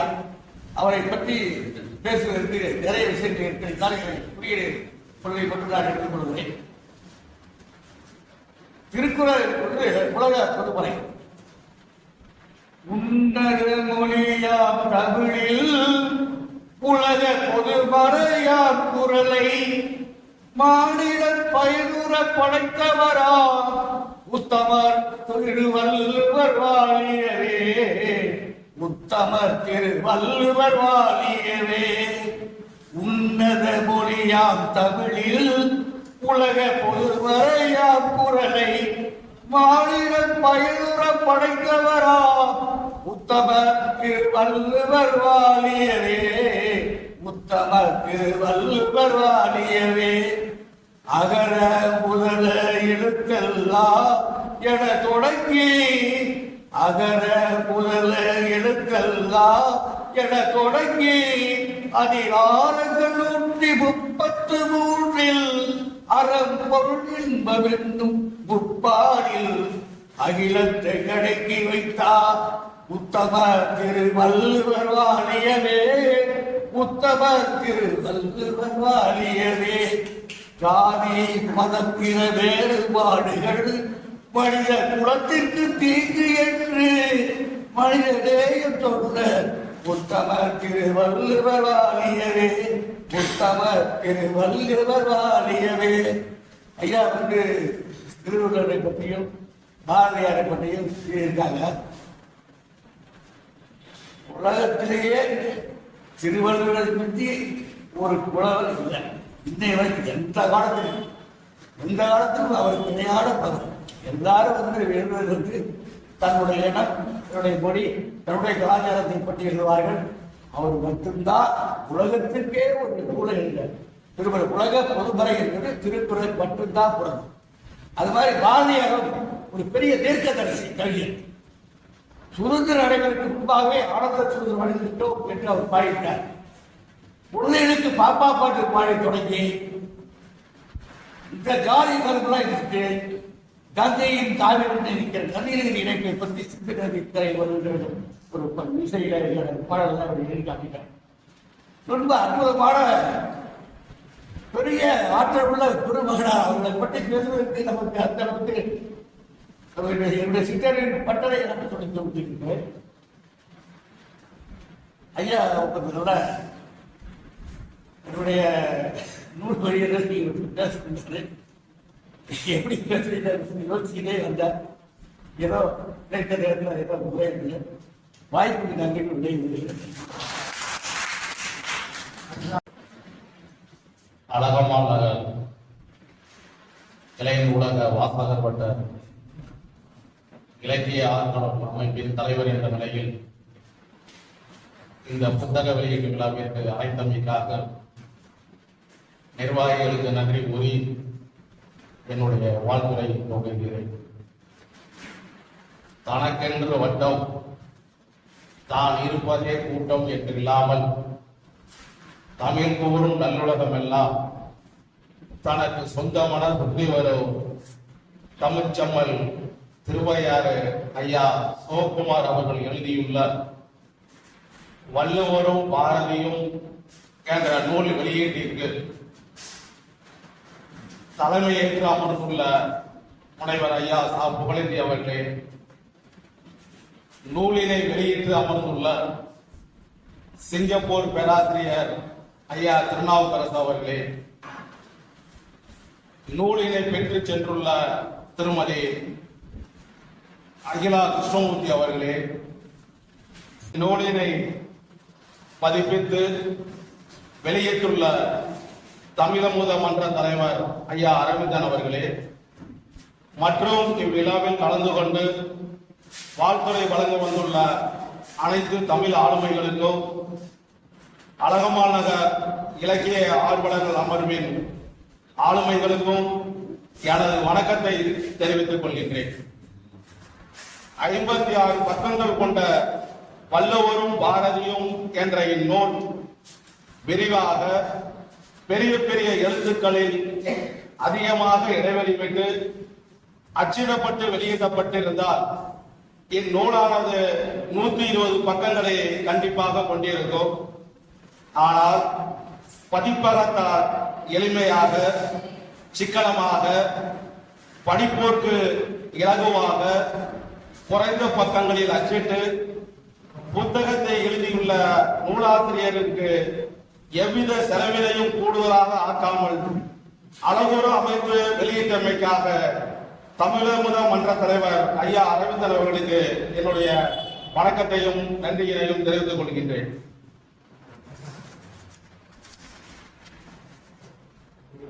என் நூலின் எழுத்தாசிரியர் கையாண்டுள்ள ஓமைகள் அழகு, வார்த்தைகளில் மெருகு, இவைகளை படிக்கும் பொழுது நமது உள்ளமெல்லாம் மகிழ்வு. புத்தகத்தில் படித்ததனை வரி வரியாக சொல்வதற்கு நேரமின்றி போதாது என்ற காரணத்தால் படித்த பக்கத்தில் பிடித்த வரிகளில் சான்றாக ஒன்றினை எடுத்து சொல்லுகிறேன், ஏற்றிடுக ஆளுமைகளே. நூலில் பக்கம் 14 நூலாசிரியர் எழுதுகிறார். வள்ளுவர் குறள் 149 நடக்குறியார் யாரனின் நாமநீர் வைப்பின் பிறர்க்குறியால் தோல் போயாதா என்று வைப்பு என்பதற்கு உலகம் என்ற பொருளை தருவதாகவும், மேலும் நாமநீர் என்ற அடைமொழியால் வைப்பு உலகம் ஆகிறது என்றும், பரிமேலழகர் உரையில் அச்சம் தரும் கடலால் சூழப்பட்ட உலகம் என்று பொருள் என்பதையும் குறிப்பிட்டுள்ளார். இதனையே பாரதி தமிழ் மொழி வாழ்த்து என்ற பாடலில் ஏழுகடல் வைப்பினும் தன்மனம் வீசி இசை கொண்டு வாழியவே என்று வாழ்த்துவதாக தெரிவித்து, இப்பாடலில் வைப்பு என்பதற்கு புறநாறு நூலில் ஆராய்ந்ததில் இடம், வயல், ஊர் என்று பொருள் கொள்வதாக நூலாசிரியர் தெரிவித்துள்ளார்.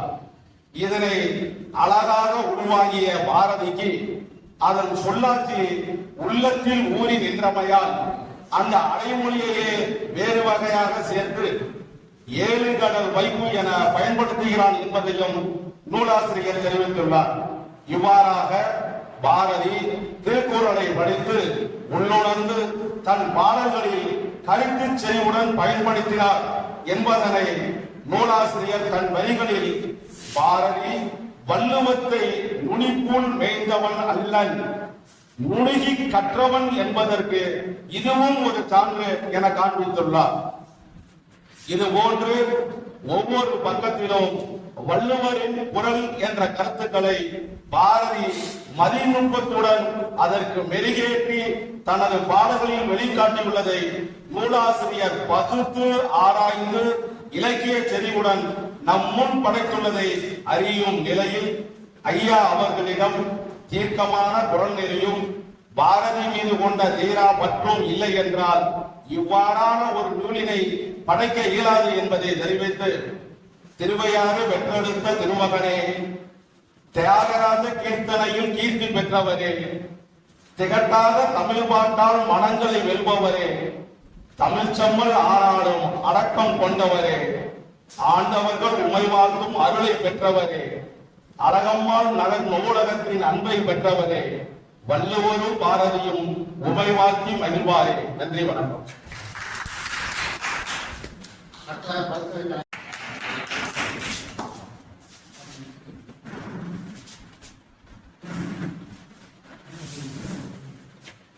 அனைவருக்கும் இனிய மாலை வணக்கம். மிக சிறப்பான ஒரு தருணம். எளிமையாக இந்த அரங்கத்தில் இந்த நிகழ்ச்சி நடந்தாலும் ஒரு நல்ல நிகழ்ச்சியாக நிகழ்ச்சி அமைந்திருக்கிறது. என்னை போன்ற பல கவிஞருடைய வளர்ச்சிக்கு அடித்தளமாக தமிழமுத மன்றம் இருந்திருக்கிறது என்பதை நாங்கள் எப்போதும் பெருமையோடு சொல்லுவோம். சில பேர் சொல்லுவாங்க, சில பேர் சொல்ல மாட்டாங்க.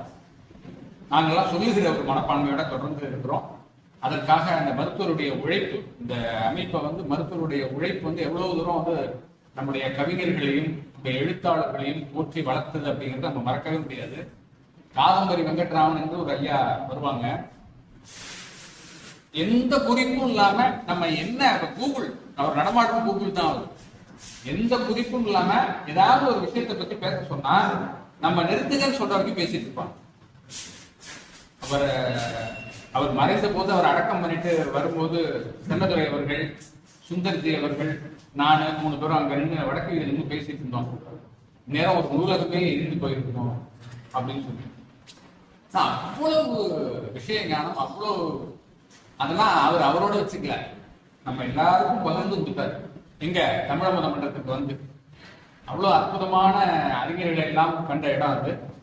இப்போ நம்முடைய அரவிந்தன், கவிஞர் அரவிந்தன் ஐயா அவர்கள் அவரால் முடிந்த வகைக்கும் ரொம்ப சிறப்பாக இந்த தமிழக மன்றத்தை முன்னெடுத்து சென்று கொண்டிருக்கிறார்கள்.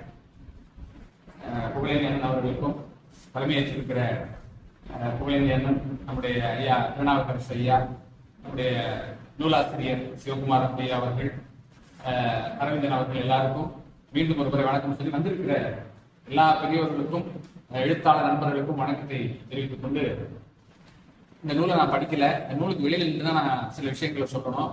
சில பேர் நம்ம ஊருக்காரன்னு சொல்லுவோம் இல்லையா, அந்த மாதிரி சிவகுமார் ஐயா நம்ம ஊருக்காரர், எங்க தெருக்காரர் சில பேர் சொல்லுவோம் தெரியுமா, அந்த மாதிரி எங்க தெருக்காரர் சிவகுமார். இதை தாண்டி ஒரு விஷயம் இருக்கு. நாங்க அந்த வீட்டை காலி பண்ணதுக்கு அப்புறம் அந்த வீட்டை குடியிருந்தவர் அவ்வளவுதான். எங்க வீட்டுக்காரர் சொல்ல முடியாது, ஹவுஸ் ஓனர் கோச்சுக்குவார்.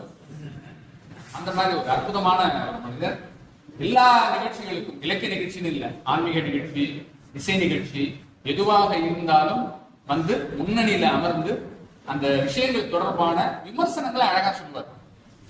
ஆனா இந்த ஐயாவுடைய இந்த நூலை பார்த்தோன்னா எனக்கு ஒரு சின்ன ஒரு விஷயம் தான் ஞாபகம் வந்தது. நாங்கெல்லாம் தாஜ்பால் ஐயா போன்ற கவிஞர்களிடம் நாங்கள் கற்றுக்கொண்டவர்கள். வள்ளுவரும் பாரதியும், நம்மில் யாரோ ஒருவர் வள்ளுவருக்கு நூல் போட்டார், நம்மில் ஒருவருக்கு பாரதி நூல் போட்டார் அப்படிங்கிற அந்த விஷயம் வந்து அந்த புத்தகத்தை பார்த்தோன்னா எனக்கு தோணுச்சு. 2 பேருமே பேசி பேசி பேசி எழுதி எழுதி தீர்க்க முடியாத இரு ஆளுமை. வள்ளுவரும் பாரதியும் எவ்வளவு வேணாலும் பேசலாம். ஆனா நான் ஆச்சரியப்படுறது என்னன்னா, இப்ப நமக்கு ஒரு பிரச்சனை வருதுன்னா அதை கதையா எழுதுறோம். பொதுவா படைப்பாளிகள் நமக்கு ஒரு பிரச்சனை வந்துச்சுன்னா அதை கதையா எழுதுவோம், கவிதையா எழுதுவோம், நகைச்சுவையா கூட எழுதுவோம். அந்த அந்த துன்பத்தை மறக்கிறத நகைச்சுவையா கூட எழுதுவோம். ஆனா வள்ளுவர் இவ்வளவு எழுதியிருக்காரு, இது எல்லாமே அவர் அனுபவிச்சிருப்பாரா? அந்த ஒற்றை மனிதனுக்கும் இவ்வளவு அனுபவங்களும் ஏற்பட்டிருக்குமா அப்படிங்கிற ஆச்சரியம் எனக்கு எப்பவும் வள்ளுவரை படிக்கும் போதெல்லாம் இருந்துகிட்டே இருக்கு. நம்ம ஏதோ ஒரு பிரச்சனையை எழுதிட்டு அப்படியே விட்டுறோம், நமக்கு வந்த பிரச்சனையை எழுதி விட்டுறோம். ஆனா அவர் உலகியல் ரீதியா எவ்வளவு பிரச்சனைகளுக்கு தீர்வு எழுதியிருக்காரு வள்ளுவர். வேற எந்த விஷயத்தையும் படிக்க வேணா, அதை மட்டும் படிச்சாலே நம்முடைய வாழ்க்கையில நம்ம அதை அப்ளை பண்ணாலே போதும் அப்படிங்கிற அளவுக்கு அவர் எழுதியிருக்காரு. அப்படிங்கும் போது அது பெரிய ஆச்சரியமா இருக்கும். உண்மையிலே அவர் எவ்வளவு பெரிய, அப்ப 2000 வருடத்துக்கு முன்பு அவர் வந்து எழுதியிருக்காருன்னா எவ்வளவு பெரிய ஒரு ஞானம் அவருக்கு இருந்திருக்கும். எனக்கு தோன்ற சந்தேகம் இதான், அவருக்கு மட்டும் இவ்வளவு அனுபவம் கிடைச்சிருக்குமா, இல்ல அந்த காலத்துல இருந்து எல்லாத்தையும் பேசி அதை எழுதியிருப்பாரா அப்படிங்கிற ஒரு விஷயம். அது வந்து உண்மையிலே அவர் குறித்து இந்த நூல்ல வந்து நம்முடைய ஐயா சிவகுமார் அவர்கள் எழுதினது அப்படிங்கிறது மிகப்பெரிய ஒரு, நிறைய பேருக்கு அடுத்த தலைமுறைக்கு இன்னும் தெரியாதவங்களுக்கு நம்ம வந்து செய்திகளை கொண்டு சேர்க்கிறோம் அப்படிங்கிறது ஒண்ணு. அதே போலதான் பாரதியும். பாரதி மாதிரி பாரதிக்கு முன்னாடியும் யாரும் இல்லை, பாரதிக்கு பின்னாடியும் யாரும் இல்லை அப்படிங்கிறது தான் உண்மை. அற்புதமான ஒரு கவிஞன். வெறும் சாதாரணமா ஒரு விஷயங்களை சொல்லாம ஒரு சமூக சீர்திருத்தத்தோட நம்ம சொன்னாரு. அது நம்ம எல்லாம் வந்து தேசிய கவின்னு சொல்லுவோம் அவரை. அவர் தேசிய கவி மட்டுமல்ல, ஜோசிய கவின்னு கூட. ஏன்னா சுதந்திரம் கிடைக்க போறத முன்கூட்டியே சொல்லியிருக்காரு இல்லையா, அதனால அவர் ஜோசிய கவின்னு கூட அப்படின்னு சொல்றது. ஆனா நிறைய விஷயங்கள் அண்ணன் சொன்னாரு, புகழேந்தி அண்ணன், காக்கை குருவி எங்கள் ஜாதி, அவைகளில் எங்களில் அவை எந்த சாதி அப்படின்னு நான் காக்கை குருவி எங்கள் சாதினோடனே எங்களில் அவை எந்த சாதி, நம்மளுக்கு அந்த இதை மாறல பாருங்க. அந்த மாதிரி இன்னும் பாரதியோடைய வரிகள் இன்னும் நிறைய போய் சேரணும். நிறைய பேர் வந்து இன்றைக்கு வந்து இப்ப அகிலா அவர்கள் சொன்னாங்க பாத்தீங்களா, வீட்டில் பெண்களை அழைச்சிட்டு வரணும். நமக்கு பரிசு கொடுத்ததே பெருசா இருக்கு, இந்த பெண்களை வேற அழைச்சிட்டு வரணும். நம்மளே ஒரு இளைஞர் நிகழ்ச்சி போறதுக்கு எவ்வளவு கெஞ்சி கூத்தாடி வர வேண்டி இருக்கு, அது அவங்களே ரொம்ப அழகா இருந்தது இந்த நிகழ்ச்சி. இந்த மாதிரியான ஒரு அற்புதமான இந்த நூல் ஆக்கங்கள், நூல் வெளியீடுகள், இந்த கவிஞர்களை உற்சாகப்படுத்துறது, பெருமைப்படுத்துறது அதெல்லாம் தொடரணும் அப்படின்னு கூட கேட்டு வாய்ப்பு.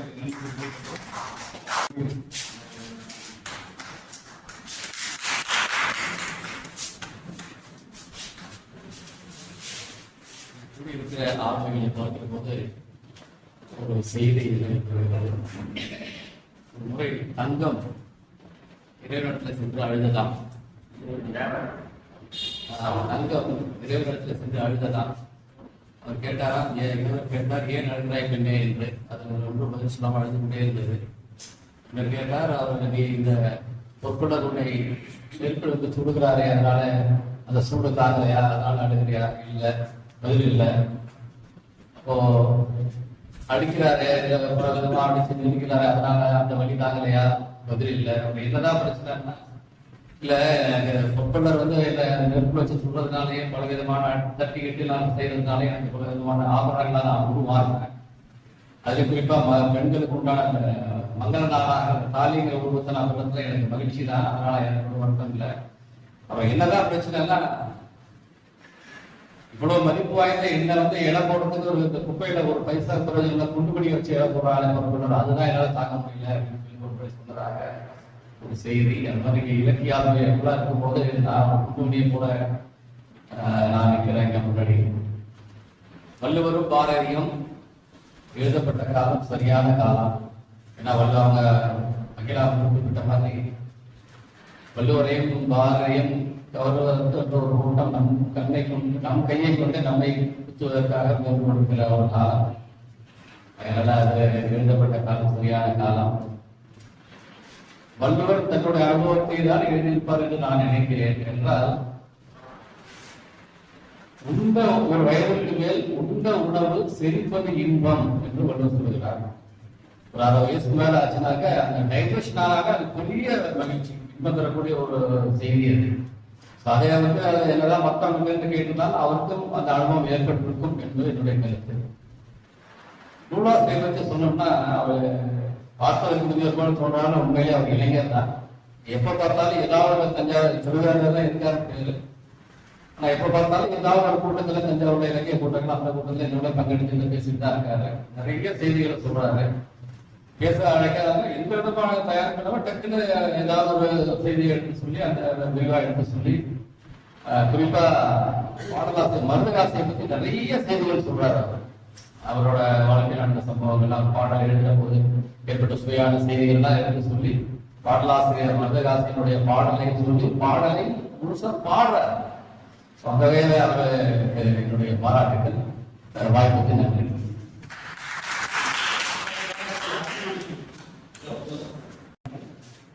மிக அருமையான அந்த மாலை பொழுதிலே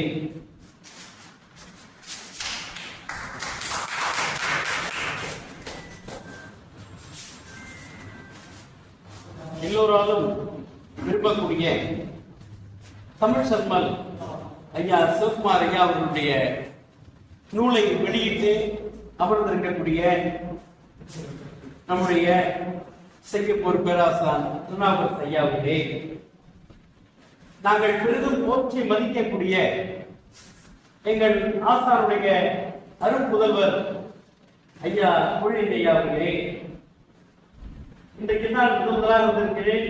அரவிந்தர் ஐயாவுடைய தரிசனம் நமக்கு கிடைத்திருக்கிறது. தமிழகம் வளர்ந்து கொண்டிருக்கிறார் என்று கேள்விப்பட்டிருக்கிறோம். ஆனால் அதுவரை நான் பார்த்ததில்லை.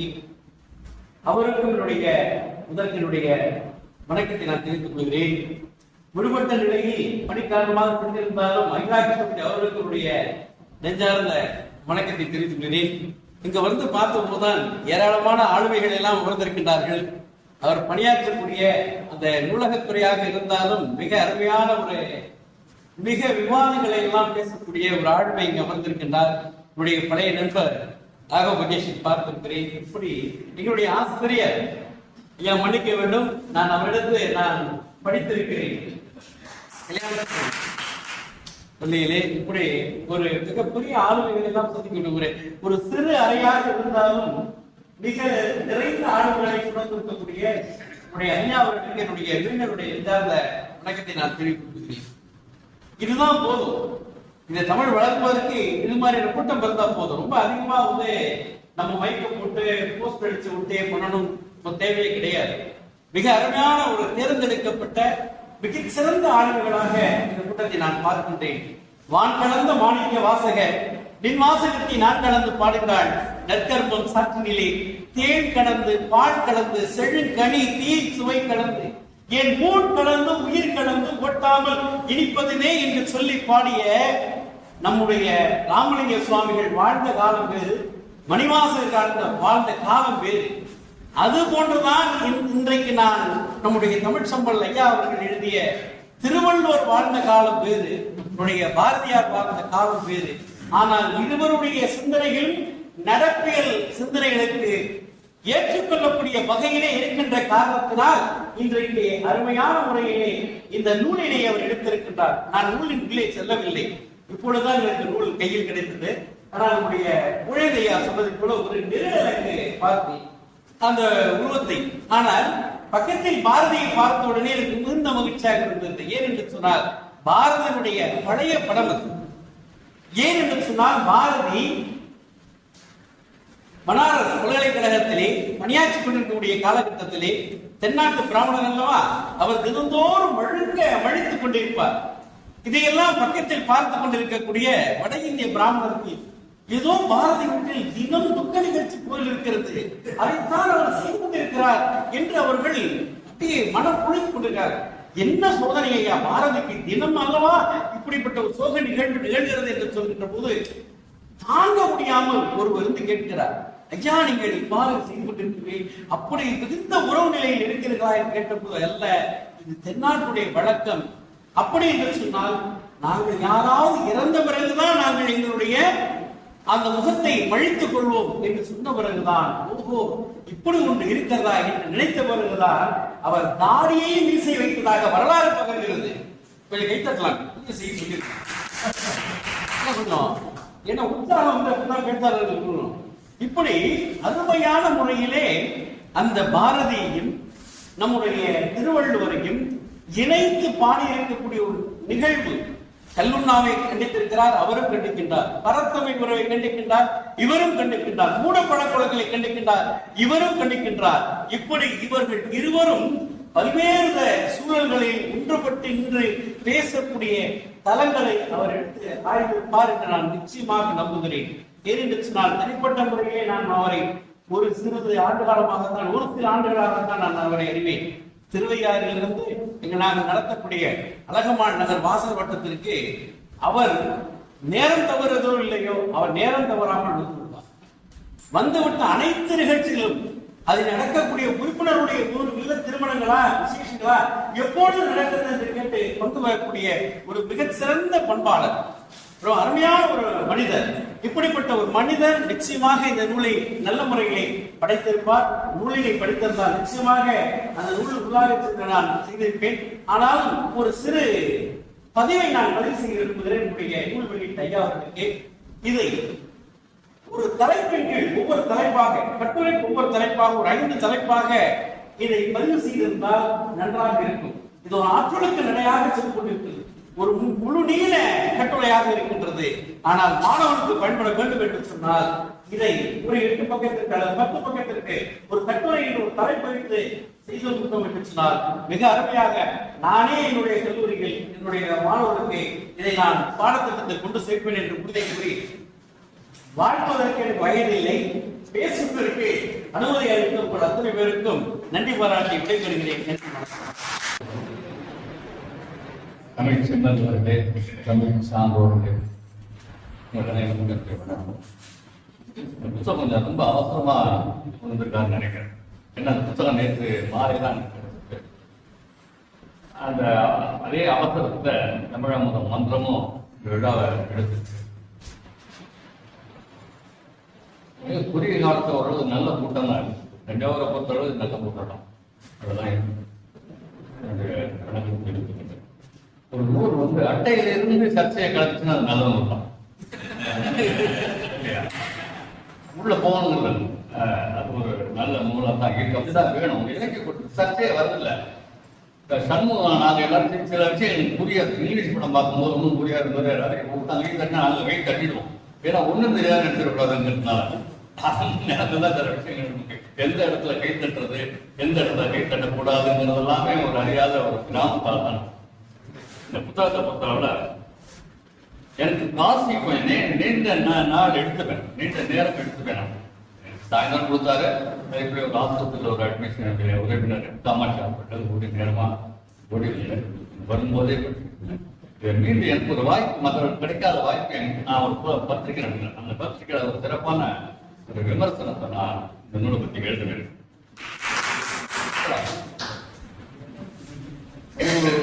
இரண்டு ஆளுமைகளை பற்றி ஒப்பீட்டு அளவில் பேசுவது என்பது எனக்கு உடன்பாடு. ஏன்னா கால இடைவெளி, கால மாறுபாடுகள்ல கருத்துக்கள் மாறுபடும். கருத்துக்கள் மாறினாதான் நிலைச்சிருக்கு. இல்லை நம்ம பாட புத்தகத்தோட நிற்கக்கூடாது. இப்ப பாரதிய நம்மளை பொறுத்தளவுல பாரதிய என்ன செய்யறாங்க, பாரதிய பாடுபாடுனா குழந்தைங்க என்ன பாடம், ஆடுவோமே வெள்ளி பாடம், ஒரு சுதந்திர வாத்தியெல்லாம் இருக்காங்கல்ல, சுதந்திர தின விழாவில் பாடுற பாடலாக அது ஆகும். அப்படி ஒரு இருக்கக்கூடாது. ஆய்வு, ரசனை இதோடு சேர்ந்துதான் ஒரு பாடலை நாம பார்க்க முடியும். பாரதியார அப்படி யாரும் சீனி விஸ்வநாதன் போன்றவர்கள், ராமமூர்த்தி போன்றவர்கள், பேசும் மணி போன்றவர்கள் கொஞ்சம் ஆழமா பண்ணியிருக்காங்க. என்னுடைய கருத்து. அப்படி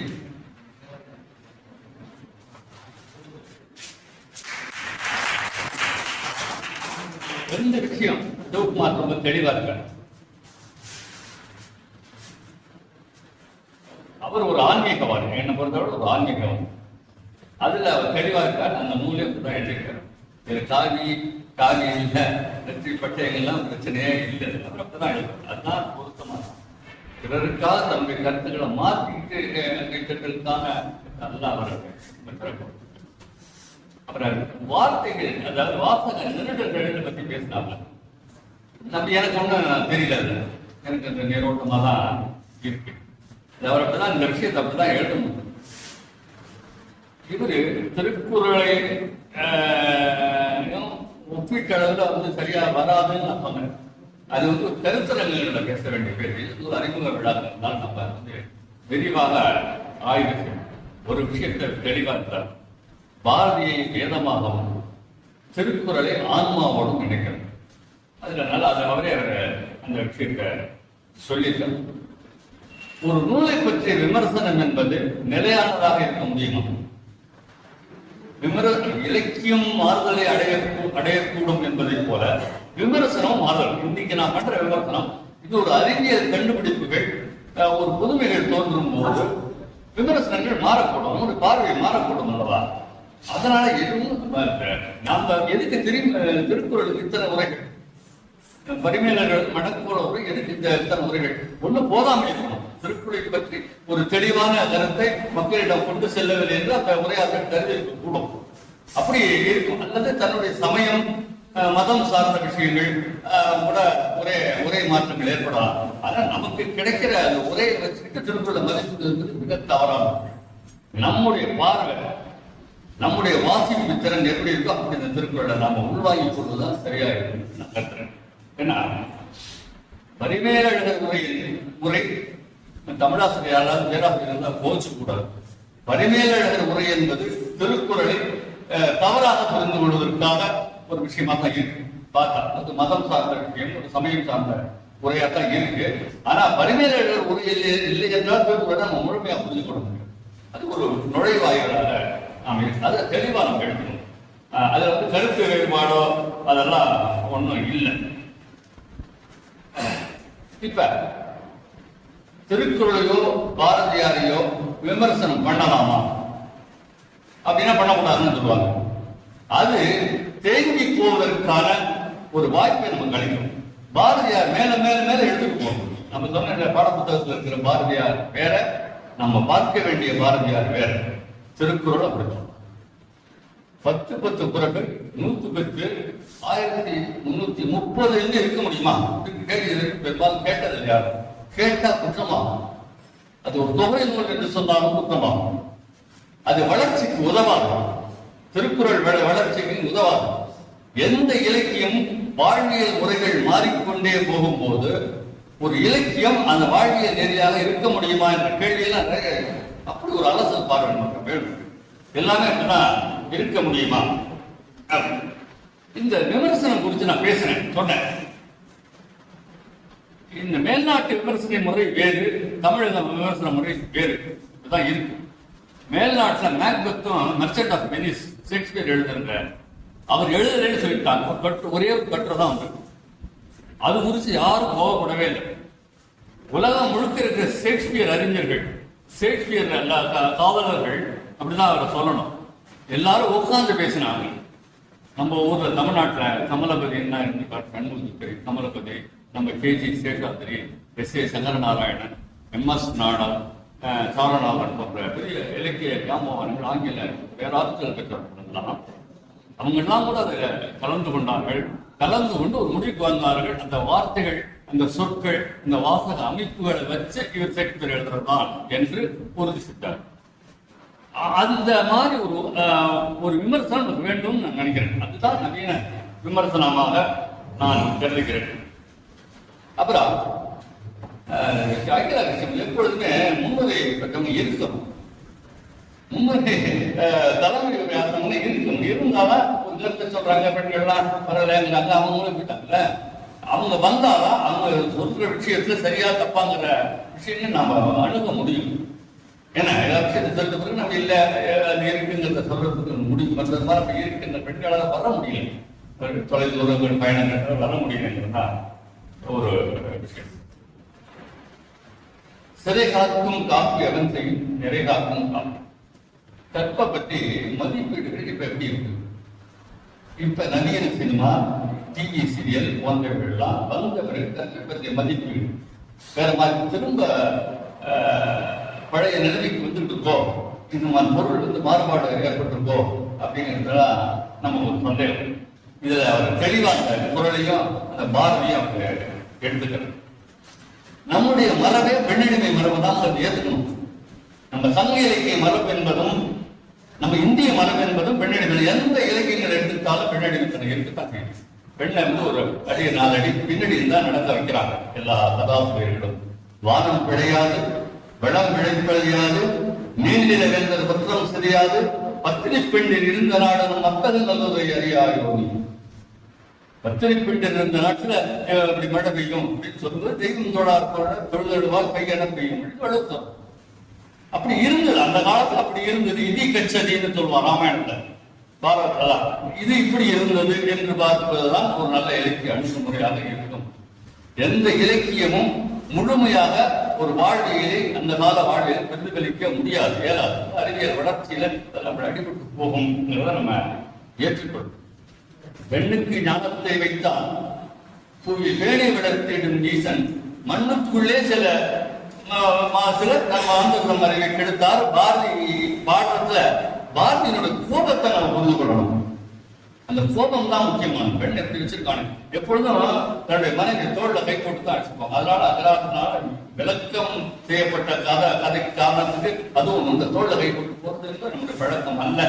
பாரதியோட மீறினான், மீறல் தான் பாரதியினுடைய அழகு. மீறினான். ஒரு விஷயம் சொல்லட்டுமா?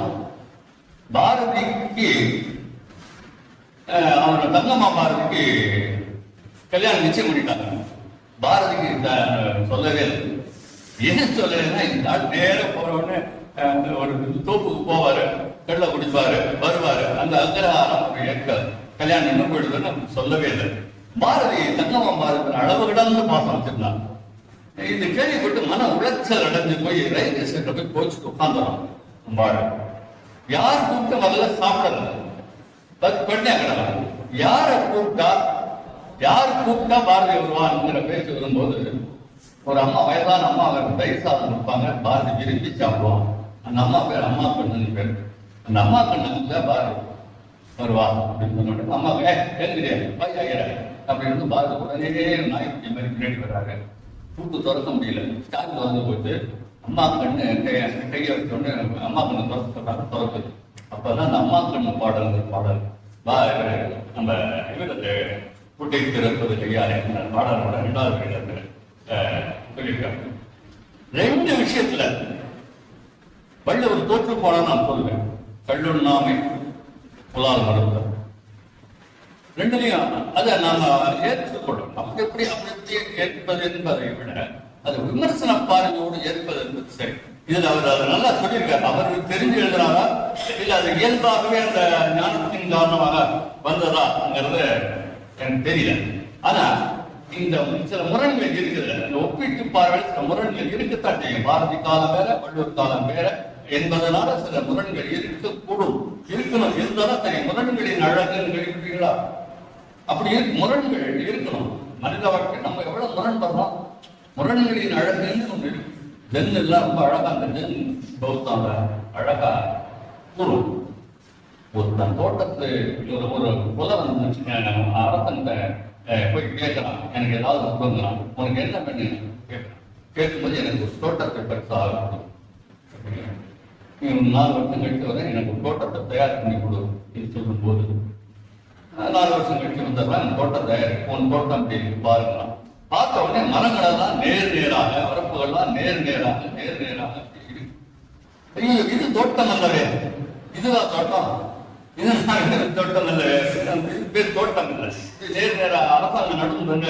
இந்த கம்பம்னா நம்ம அரசாங்கம் எந்த அரசாங்கம் அப்படிதான் டிசிப்ளின் பேர் இருக்கு நடுவா. அந்த மாதிரி இல்லாத தோட்டம்னா ஒரு கிளை உடைஞ்சிருக்கணும், இலைகள் விழுந்திருக்கணும், ஒரு மரம் ஒரு கிளை உடைந்து இருக்கணும். அதெல்லாம் ஒண்ணுமே இல்லையா, அப்படியே புத்தம் புதுசாக நீங்க பண்ணிட்டு இருக்கீங்களே.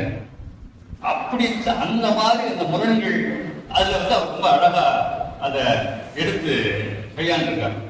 அப்புறம் இன்னும் சில விஷயங்கள் அவரே அறியாமலே சில பாரதி சொல்லாத ஒரு பொருளை அவர் வந்து உணர்றார். அந்த நான் அதுதான் உணர்தல் என்ற ஒரு வார்த்தையை நான் பயன்படுத்துறேன். பொருளை அறிதல் வேற, பொருளை உணர்தல் ரெண்டு பேர. மனம் சார்ந்த அந்த புத்தகத்தை எழுதியிருக்காங்க. மனம் தான் இந்த புத்தகத்தை எழுத வச்சிருக்கு. மனதில் போட்டு நீண்டாங்க ஜெயக்குமார் சொன்ன மனத்தை போட்டு அழுத்தி வச்சிருந்த வேண்டிய ஒரு நாள் அதை எடுத்து வெளியிட்டனால ஒரு அற்புதமாக ஒவ்வொரு பக்கமா அமைஞ்சிருக்கு என்று நான் சொல்லுவேன். அப்படி சில விஷயங்கள் மித்து மாதிரி கூட இருக்கிறது. நான் வாசித்தேன், வாசிப்பாயிரம் மித்து மாதிரி தான் இருக்கு. ஒரு மரத்தில் இருந்து இலைகள் உதிர்ந்து, நிறைய பழுப்பு இலைகள் உதிர்ந்து தாங்கி போகுது. அது அப்படியே பிறடுது. காற்றினால பிறடும் போது சூரிய ஒளி அந்த இலையில படுது. அந்த இலைகள் பின்புறத்துல அந்த ஒளிப்பட்டு பவுண்டரமாக இலைகள் மாறும். அது கோல்டன் நின்று மாறும். இந்த கோல்டன் நின்று இருக்கா? கோல்டன் நின்றுங்கிறது ஒண்ணும் இல்லை. பொன்னிறமான காற்று என்பது ஒண்ணும் இல்லை. ஆனால் மனம் அதை ஏற்குது. பொன்னிறமான காற்று ஒண்ணு இருக்குங்கிறது ஏற்குது. அதுதான் நமக்கு பொருத்தமா இருக்கு. ஒரு நூலை அப்படித்தான் நம்ம பார்த்தோம். இந்த அற்புதமா அதை பார்த்திருக்காரு. அது எனக்கு ரொம்ப பிடிச்சிருக்கு. இந்த ஒரு அணுகுமுறை தான் எனக்கு வரல. இவ்வளவு 20-30 புத்தகம் எழுதுறா கூட இவருடைய அணுகுமுறை எனக்கு இன்னும் வரல. ஏன்னா இவர் அநேகமா வாரத்தில் 3 நாள் 4 நாள் சந்திச்சிருக்க முடியாது. வாரந்தோறும் கண்டிப்பா பார்ப்பேன். ஒரு இசை கூட்டங்களை தவறாத ஒருவர் எல்லா கூட்டங்களையும் தெரிஞ்ச விஷயம். சிவகுமார் தான் இல்லை, அந்த கூட்டம் இல்லாத இருக்காது எனக்கு தெரியும். அது இவர் மாதிரி நான் எழுதணும். நாங்க வந்து ஃபிக்ஷன் ரைட்டர்னு சொல்லுவாங்க. புனைகள் அதிகமா சுருக்களா எழுதி என்னுடைய பாத்திரங்கன்னா ரெக்கைய பறக்கிற பாத்திரங்களா இருக்கும். அவர் தரையில உண்மையாக எழுதினால் இந்த புத்தகம் ஜெயிக்கிற புத்தகம் என்று சொல்லி என்னுடைய உதவியை கேட்கிறேன்.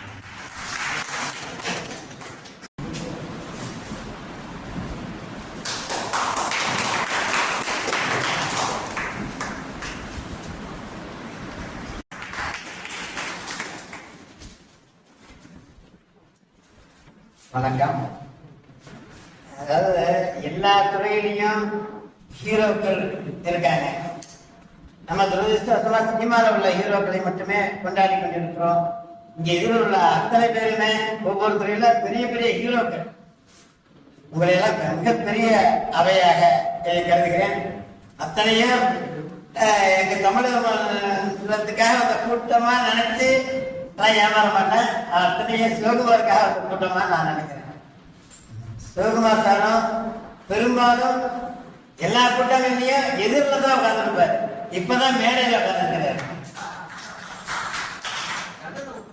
அனைவருக்கும் வணக்கம் சொல்லிட்டுலாம் போயிட முடியாது. ஏன்னா நாங்க மண்டலத்தை சார்ந்தவர்கள். அரேந்தன் கூட தனித்தனியா சொல்ல முடியல ஆரம்பத்துல இருந்து.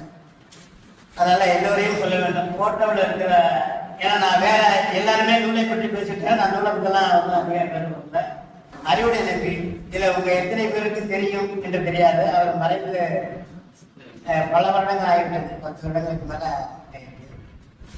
அவரு தமிழிலும் ஆங்கிலத்திலும் புலமை பெற்றவர், ரொம்ப முற்போக்கு சிந்தனையாளர், ஆங்கிலத்தில் கவிதைகள்லாம் அற்புதமாக இருக்கக்கூடியவர், இந்திய அளவில் தொகுக்கப்பட்ட ஆங்கில கவிதைகள் தொகுப்பில் ஒரு இடது பக்கம் வாஜ்பாய் மறைந்த பிரதமர் வாஜ்பாய் கவிதை இருக்கும், எதிர் பக்கம் அறிவுரை நம்பி கவிதை இருக்கும். அந்த மாதிரி அகில இந்திய ரொம்ப அற்புதமா ஆங்கில இலக்கியங்கள்ல தேர்ச்சி உள்ளவர். பட்டுக்கோட்டையில ராமலிங்கம் இலக்கிய சிறகு தமிழ் பத்திரிகையும், ஷைன் என்ற ஆங்கில இலக்கிய பத்திரிகையும் தொடர்ந்து நடத்திட்டு. அந்த ஷைன் பத்திரிகையில ஆசிரியருக்குள்ள இருந்து நிறைய ஆங்கில கட்டுரைகளை, இலக்கிய கட்டுரைகளை தந்தவர். அவர் மிகப்பெரிய மாமனிதர். எல்லா இப்ப அரவிந்தன், சிவகுமார் சார்லாம் நாங்கெல்லாம் ஒரே சித்தாந்தத்துல இருக்கிறவங்கல்ல. அவருக்கு ஒரு பிடித்த சித்தாந்தம் இருக்கு, சிவகுமாருக்கு பிடித்த சித்தாந்தம் வேற, என்னுடைய கொள்கை லட்சியம் எல்லாம் வேற. அந்த மாதிரி தமிழகத்துல கவிதை வாசிக்கிறவங்களும் ஒவ்வொருத்தரும் ஒவ்வொரு அரசியல் சார்புடையவர்களாக தான் இருப்பார்கள். ஆனால் அதையெல்லாம் மீறி நட்புதான் முக்கியம் என்று நாங்க பண்ணிட்டோம். நட்பை விட இங்க இருந்தது எதுவுமே இல்லை. எவ்வளவோ கருத்து வேறுபாடுகள், எவ்வளவோ திட்டிட்டுலாம் இருக்கும், ஆனா அடுத்த நாள் நல்லா பேசும். இங்க பெரிய பெரிய ஆட்கள்லாம் சொல்றாங்க. அது மாதிரி அரவிந்தன் இது 35 வருடமா நடத்திட்டு இருக்கிறாரு.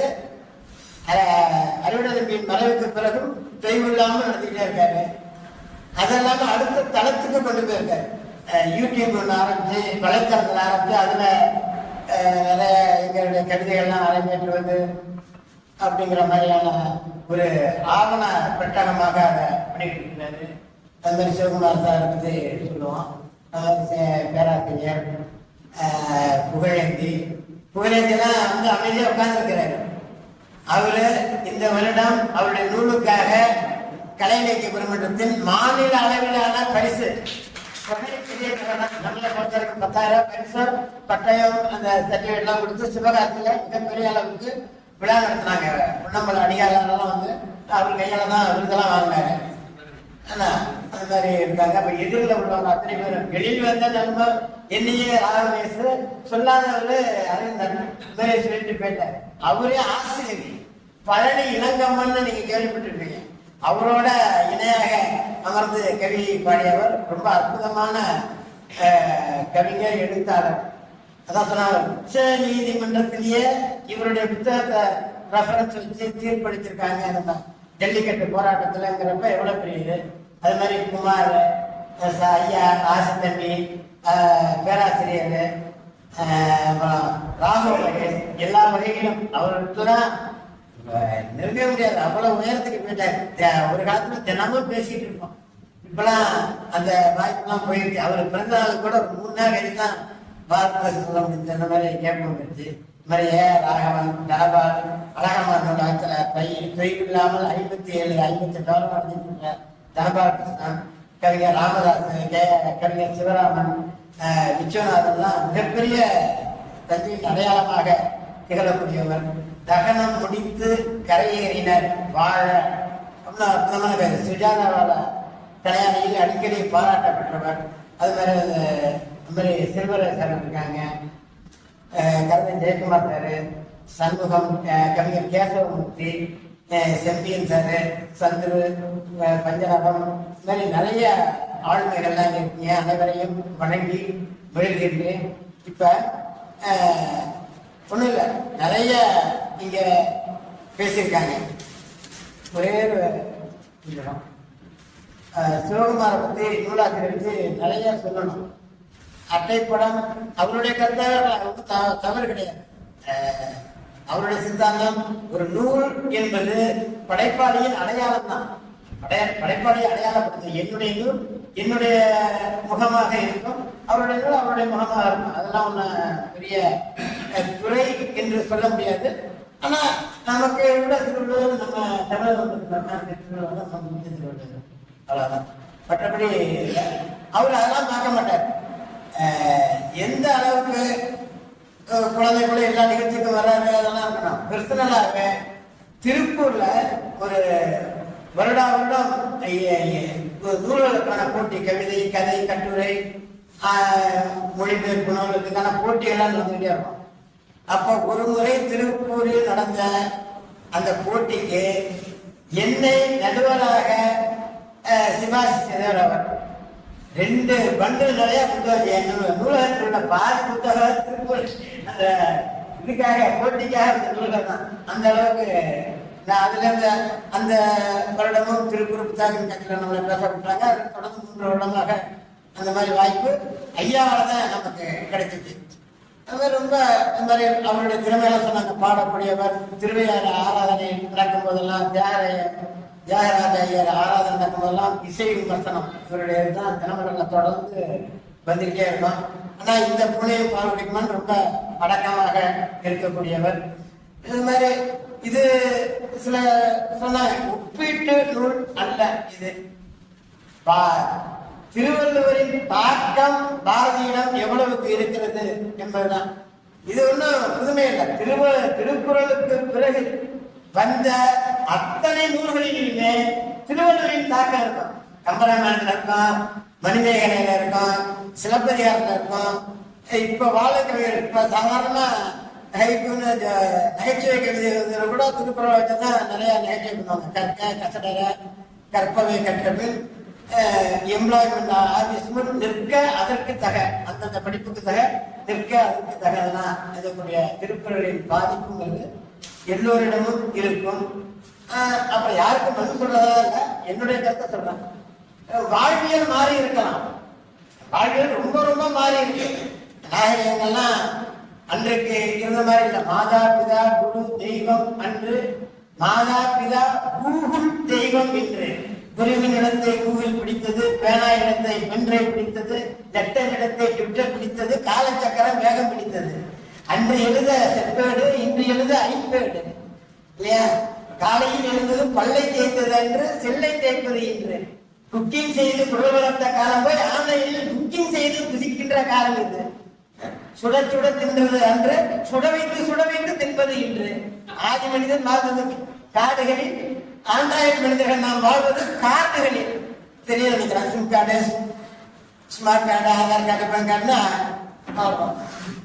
ஆனால் ஜாம் என்று கூட்டத்தில் நின்று கேட்டது என்று ஜூம் ஜூம் என்று தன்னந்தனியனாய் கேட்பது இன்று. எல்லாம் மாறி இருக்கு, வாழ்க்கை எல்லாம் மாறி இருக்கு. ஆனால் அடிப்படை அறம் மாறி இருக்க, நீதி மாறி இருக்க, வாழ்வியல்ல. அதனால திருக்குறள்ல என்னைக்குமே அது இதெல்லாம் தாண்டி தானே வந்திருக்கு. 2000 ஆண்டு காலம் கடந்து ஒரு நூல் வருதுன்னா அதை தாங்கி பிடிக்க எந்த மதமும் இல்லை. சுயபலத்தோடு இத்தனை காலம் தாண்டி வாழ்ந்துட்டு இருக்கு. அதோட பாதிப்பு எல்லாத்துலயும் இருக்கும். பாரதிகிட்டையும் அதிகமாகவே இருந்திருக்கு. தலைவர் சொன்ன மாதிரி ஊருக்கு நல்லது சொல்வேன் என்பது எல்லா இலக்கியவாதிகளோட முதல் குரலே. அவர் 2000 ஆண்டுகளுக்கு முன்பாக வாழ்ந்தவர், இவர் வெறும் 100 ஆண்டுகளுக்கு முன்பு வாழ்ந்தவர். அதனால பாதிப்பு நிறைய. முதல் குரலே ஆதிபகவன் முதற்றே உலகவர் இருக்காரு. இவரு ஆதிசிவன் பெற்று விட்டான் என்னை ஆரிய மைந்தன் அகத்தியன் என்றோ வேதியன் கண்டு மகிழ்ந்து திரை மேவும் இலக்கணம் செய்து கொடுத்தான். உழுதுண்டு வாழ்வாரே வாழ்வார் அவர் எழுதினாரு. இவர் உழப்புக்கும் தொழிலுக்கும் வந்தனை செய்வோம்னு எழுதினாரு. பிறப்புக்கும் எல்லா உயிருக்கும் அவர் எழுதினாரு. இவரு சாதிகள் இல்லையடி பார்ப்போம், இவ்வளவு தாழ்ச்சி உயர்ச்சி சொல்லல் பாவம், நீதி உயர்ந்தமதி கல்வி அன்பு நிறைய உடையவர்கள் மேலும் அந்த அதையெல்லாம் வழிமொழிகிறார். இவர் இறந்தும் உயிர் வாழ்தல் வேண்டும் பறந்து கிடக உலகிட்டான வள்ளுவர் முதலாக அவ்வளவு கோபத்தோட பாடின குரல். அதே கோபத்தோட தான் இவர் சொல்றாரு, தனி ஒருவனுக்கு உணவில்லைன்னு ஜகத்தினை அளிக்கணும்னு. அந்த தொடர்ச்சி இருக்கு. வசையிலா வன்பயன் குன்றும் இசையிலா யாக்கை பொறுத்த நலம். புகழ் இல்லாத, எதற்கும் பிரயோஜனம் இல்லாத ஒருத்தனை தாங்கிட்டு இருக்கிற நிலம் ரொம்ப ரொம்ப வருத்தப்படும் அப்படிங்கிற மாதிரி அவர் இருக்கிறாரு. இவர் அதேதான் சொல்லடி சிவசக்தி நிலச்சுமையன வாழ்ந்திட புரியுவையோ அப்படின்னு இவர் எழுதினாரு. அப்புறம் ஐயா ஜெயக்குமார் சொன்னதான், மடித்தலும் இட்டலும் வேண்டாம் உலகம் படித்தது உடித்துவிடு, காவி துணி வேண்டாம் கற்றை முடி வேண்டாம் பாவித்த போதும் பரமநிலை எதுதற்கு அப்படின்னு அவரு நிறைய நூற்றுக்கணக்கானது ரொம்ப ஆழமா இருக்கிறாரு. இந்த இடத்துல ஒரே விஷயத்தை மட்டும் சொன்னோம். ஐயாக்க சமுத்திரம் சொன்னாங்க, நடை உண்மையிலேயே அவர் பாரதி என்ற ஒரு மாநிலம் புத்தகத்தை படிச்சவங்க இதை படிச்சாங்கன்னாக்க நடை ரொம்ப ரொம்ப விளையாடு. நான் மெய்ப்பு திருத்த அந்த புத்தகம் எனக்கு கிடைக்கல. மெய்ப்பு திருத்துவதற்காக அந்த நகருக்கு கிடைச்சப்ப பார்த்தேன். நடை உண்மையிலே சந்தேகமா தான் இருந்தது. இது இவர் எழுதுறதா இல்ல அப்பாவோ இது தாத்தாவோ எழுதி பிரசுரமாகாம விட்டது இவர் பேர்ல போறாரான்னு அந்த அளவுக்கு நடை வந்து கொஞ்சம் சிறுக்கு நடையா தான் இருக்கும். ஒரு பாரதிய மாதிரி ஒரு சரளமா இது இல்லை. ரொம்ப அற்புதமாக, அதாவது அப்பதான் எனக்கு ரொம்ப தமிழ்ச்செம்மல் அரசாங்கம் விருது கொடுத்ததற்கு மிக மிக தகுதியானவர் இவர் என்பதை இந்த புத்தகம் நிரூபிக்கும். ரொம்ப அற்புதமான இது. அப்புறம் இதை விட நிறைய சொல்லலாம். ஔவையார்லாம் இந்த 2 ஆத்திச்சூரியை பார்த்தாக்க ஒரே வேலை இருப்பார். என்னும் எடுத்து கண்டதை இருந்தாக்க அவர் என்னென்ன ஏழை எழுத்தன்பன்னு 2 பேரும் சொல்லி அவங்க சொன்னாங்க. அது மாதிரி இல்ல இல்வாழ்வான் என்பான் இயல்புடைய மூவருக்கும் அறத்தாற்றின் இல்வாழ்க்கையாற்றின் புறத்தாற்றின் எல்லாம் துணைங்கிறத அவங்க இல்லறம் உள்ளது நல்லறம் இருந்தாங்க. இது மாதிரி நிறைய பாரதிய புதிய ஆத்திச்சூடியில நிறைய வள்ளுவரைத்தான் அந்த 2 பேரும் சொன்னதான் சொல்லிடலாம். செயற்கரிய செய்வர் பெரிய பெரிதினும் பெரிதிகள் எண்ணி துணிக கருமம் செய்வது துணிதிசை உறங்குவது போலும் சாக்காட்டினார் வள்ளுவர். இவர் வந்து சாவதற்கு அஞ்சே அப்படிங்கிறாரு பாரதி. உறக்கம் தானே கற்க கசடால கற்பை விடுவது கற்றது ஒழுகு 2 சீர்ல சொன்னது. மாதிரி நூற்றுக்கணக்கான உதாரணங்களை சொல்லிக் கொண்டு போகலாம். சிவகுமாரை பொறுத்த வரைக்கும் நமக்கு கிடைத்த மிகப்பெரிய சொத்து. அவர் நீண்டு 2 நாட்கள் வாழ்த்து எங்களுக்கெல்லாம் துணைபுரிய வேண்டும். வாய்ப்பு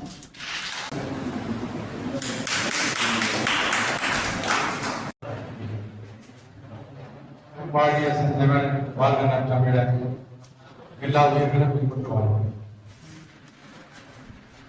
அருமையான வள்ளுவர் பாரதியின் என்ற நூலினை எழுதி தமிழ்ச்செம்மல் திருவையாறு சிவப்பார் அவர்கள் நம்மிடத்திலே கொடுத்து இதை வெளியிடும்படியாக கட்டளையிட்டார்கள். அந்த கட்டளையை நிறைவேற்றி நூலினை எல்லா திசைகளும் எல்லாரிடத்திலும் காட்டினேன். இன்றைய தினம் இந்த மன்றம் ஐநா பொதுமன்றம் போல வந்திருப்பவர் அனைவரும் பிரதிநிதிகள் தான். ஒவ்வொரு மன்றத்தினுடைய அடையாளமாக வந்திருக்கின்றார்கள். இரத்த சிந்தனையினுடைய அடையாளம், அதே நேரத்தில் கவியாக நம்முடைய கோஆபரேட்டிவ் வாசக வட்டத்தினுடைய பிரதிநிதியாக, சித்திர வட்டத்தினுடைய பிரதிநிதியாக அவர்கள், இங்கே திருவையாறில் இருக்கக்கூடிய செல்வராஜ் அவர்கள், நவீன இலக்கியத்தின் தந்தையின் சிற்பியாக அஜய் பிரகாசனுடைய ஒரு தொடர்ச்சியாக நம்முடைய மதிப்புக்குரிய விஸ்வநாதன் ஐயா அவர்கள், இவர்கள் எல்லோரும் கூடியிருக்கின்ற சிலர் நேரம் கருதி நடைபெற்றாலும் இருக்கின்ற உங்களிடத்திலே ஒரு சிலவற்றை சொல்ல ஆசைப்படுகின்றேன். நூலை வெளியிட உதவி செய்திருக்கின்ற மதிப்புக்குரிய அரவிந்தன் அவர்கள் ஒரு சிறந்த பணியை, அருமையான பணியை அருமையான எழுத்தாளருக்காக செய்திருக்கின்றார்கள் என்ற வகையிலே அவருக்கு நம்முடைய பாராட்டுதலையும் வாழ்த்துதலையும் தெரிவித்துக் கொள்கின்றோம். முரண்பாடுகள் இல்லாத நூல் வெளியீட்டு விழா என்பதே கிடையாது, எங்கேயுமே இருக்காது. முரண்பாடுகள் இருக்க வேண்டும். எனவே இங்கு ஒரு லேசான ஒரு வருஷம் அதனால் சிறு ஒரு காய்ச்சல் போல ஒரு உணர்வு ஏற்படுத்தி விடப்பட்டது. இருந்தாலும் முரண்பாடுகளுக்கு இடையிலும் ஒரு அமைதியை காணுகின்ற ஒரு மதுத்தறிவுத்தனம் நமக்கு வேண்டும் என்று நான் ஆசைப்படுகிறேன். அந்த பெரியாரை எவ்வளவு முரண்பாடான மனிதராக நினைத்தாலும் கூட ஏதோ ஒரு உண்மை அவரிடமிருந்து நம்மை தாக்கிக் கொண்டே இருக்கிறது. உதாரணத்துக்கு சொல்ல போனால் ஒரு முறை குற்றப்படி அடிகளாரை பார்க்க போயிருந்தார். அவரோட இயக்க தோழர்களும் கருப்பு சட்டை அணிந்தவர்களும் போயிருந்தார்கள். அந்த படத்தினுடைய சம்பிரதாயத்தின் அடிப்படையிலே தந்தை பெரியார் அவர்கள் கொடுத்த திருப்திகளை நெற்றியிலே பூசி மாட்டார்கள். பூசிக்கொண்டு எல்லாரும் மனவருந்து விடைபெற்ற பிறகு தோழர்களுக்கு கடுமையான வருத்தம். ஐயா பேரிடத்துல கேட்டார்கள், ஐயா நீங்க பேசுவது வெளியில் இப்படி பேசிவிட்டு ஒரு மனதில் திருநீர் பூசியுடன் பூசிக்கொண்டு வந்து விட்டீர்களே என்ற போது அவர் ஒரே ஒரு கேள்விதான் திருப்பி கேட்டார். ஒரு கேள்விதான் கேட்டார். சுயமரியாதை இயக்கத்தை பக்கம் பக்கமாக எழுதி பகுத்தறிவை பக்கம் பக்கமாக எழுதி வெளியே அதே மனிதர் தோழர்களிடத்தில் ஒன்றை கேட்டார். அவர் கொடுத்த தொழுநரை நான் பூசிய தவறு என்கிறார். அவர் போட்ட சோரை மட்டும் நீங்கள் எல்லாரும் சொன்னீர்கள் அல்லவா என்று கேட்டார். இதுதான். எனவே எங்கே எதை எப்படி எடுத்துக்கொள்ள வேண்டும் என்பதை பொறுத்து இங்கே ஏற்பட்டது. இந்த என்னிடத்துல இந்த ஐயப்பாடு வந்தது திருவள்ளுவருடைய உருவம் பற்றிய. பொதுவாக ஆங்கிலத்தில் சொல்வார்கள் don't judge a book looking at its jacket என்று சொல்வார்கள். அட்டைப்படத்தை பார்த்து புத்தகத்தை பிடி செய்தார்கள். அதை எல்லாருமே நிறுவி விட்டார்கள். அரவிந்தன் அவர்கள் மன்னிக்க வேண்டிய தளத்தில் உங்களையும் குறை சொல்லவில்லை. ஆசிரியர் யாரும் நான் அவர்களிடத்துல கேட்டேன். ஆசிரியர் வீட்டுக்கு வந்த போது ஐயா இந்த படம் உங்களுக்கு தெரியுமா என்று கேட்டபோது அப்படியா இப்படி வரக்கூடாதா என்று கேட்டார்கள் என்றால் இது விடையே முடித்து விட்டது. உங்களும் நீங்களும் அல்ல அவர்களும் அல்ல. எனவே இதை இத்தோடு முடித்து விடலாம். இந்த நூலை பொறுத்தவரையிலும் பாரதி வள்ளுவர் என்ற வகையிலே வள்ளுவர் அறம்பாடியவர். பாரதியை பற்றி பாரதிதாசன் சொல்லும் போது புதிய அறப்பாட வந்த மரவன் என்று சொன்னார். ஏன் அவரை அறநூல் ஆசிரியர் இவர் மட்டும் அறப்பாட வந்த மரவன் என்று சொல்ல வேண்டிய அவசியம் ஏற்பட்டது என்றால் இவரிடத்தில் இந்த ஆவேசம் ஆக்ரோஷம் இருந்தது. பொமிச்சியஸ் என்று ஐரோப்பிய நாட்டிலே கிரேக்க நாட்டிலே ஒரு தேவன் ஒருவன் இருந்தான். அவன் தேவலத்திலிருந்து நெருங்கி திருடி கொண்டு வந்து மக்களிடத்தில் கொடுத்து விட்டான். அந்த காலத்திலே தேவலத்திலிருந்து திருடி கொண்டு வந்து மக்களுக்கு தேவை என்று கொடுப்பது என்பது மிகப்பெரிய ஆச்சரியமான விஷயம். எனவே மக்கள் எல்லாம் அவனை பாராட்டி புகழ்ந்து ஓஹோ என்று பாராட்டினார்கள். உடனே அந்த காலத்தில் இந்த கவிஞன் சொல்லி வந்து எழுதினார் புரமத்தியஸ் அன்பவுண்ட் என்று கட்டளையற்ற ஒரு கவிஞர் என்று அவரை பற்றி அவர் எழுதினார். அதே நிலை பாரதிக்கு எப்படி ஏற்பட்டது என்றால் நம்மிடத்திலே தேவர்களிலே கலி என்று ஒருவன் இருக்கின்றார். அந்த கலிதான் பஞ்சம், பசி, பொறாமை, துரோகம், நயவஞ்சனம் என்னென்ன தீமைகள் இருக்கிறதோ அவற்றையும் உண்டாக்கக்கூடியவன். எனவே அவனை ஒழித்து கட்டியிருக்கின்ற யுகம் என்று சொல்லக்கூடிய ஒரு மாபெரும் புரட்சியகத்தை கொண்டு வர வேண்டும் என்று கருதினான் பாரதி. வள்ளுவர் வாழ்ந்த காலத்தில் வள்ளுவருடைய குரலை நாம் மிக பெருமையாக கொண்டாடி பேசினாலும் இந்த பக்கத்திலிருந்து பார்த்தால் வந்து தெரிகிறது. அதிக குடிகாரர்கள் இருந்ததால்தான் கல்லுண்ணாமையை வற்புறுத்திருக்கிறார். சமூகத்தை சீர்திருக்கக்கூடிய ஒன்றாக இருக்கிறது என்று வற்புறுத்திருக்கிறார். இன்றைக்கு தேவைப்பட வாய்ப்பு இருக்கிறது. கல் என்பது எந்த அளவுக்கு ஒரு சமூகத்தை கெடுக்கும் என்பதனால் விலைமாறை கண்டித்திருக்கிறார். பொய் சொல்லக்கூடாது என்று சொல்லியிருக்கிறார். புறஞ்சொல்லக்கூடாது என்று சொல்லியிருக்கிறார். அதை சின்ன வயது குழந்தை எடுத்து பாரதி சொன்னால் பொய் சொல்லக்கூடாது பாப்பா, என்றும் புறஞ்சொல்லல் ஆகாது பாப்பா. அந்த ஒரு சொல் பொய் சொல்வதை விட கேடானது புறஞ்சொல்வது. நபிகள் நாயகம் சொன்னார்கள், யாருடைய நாவிலிருந்து பொய் உதிர்கிறதோ, யாருடைய நாவிலிருந்து உதிர்கிறதோ அதை போல கேடான ஒரு மனிதன் உலகத்தில் கிடையாது என்று சொன்னார்கள் நபிகள் நாயகம்.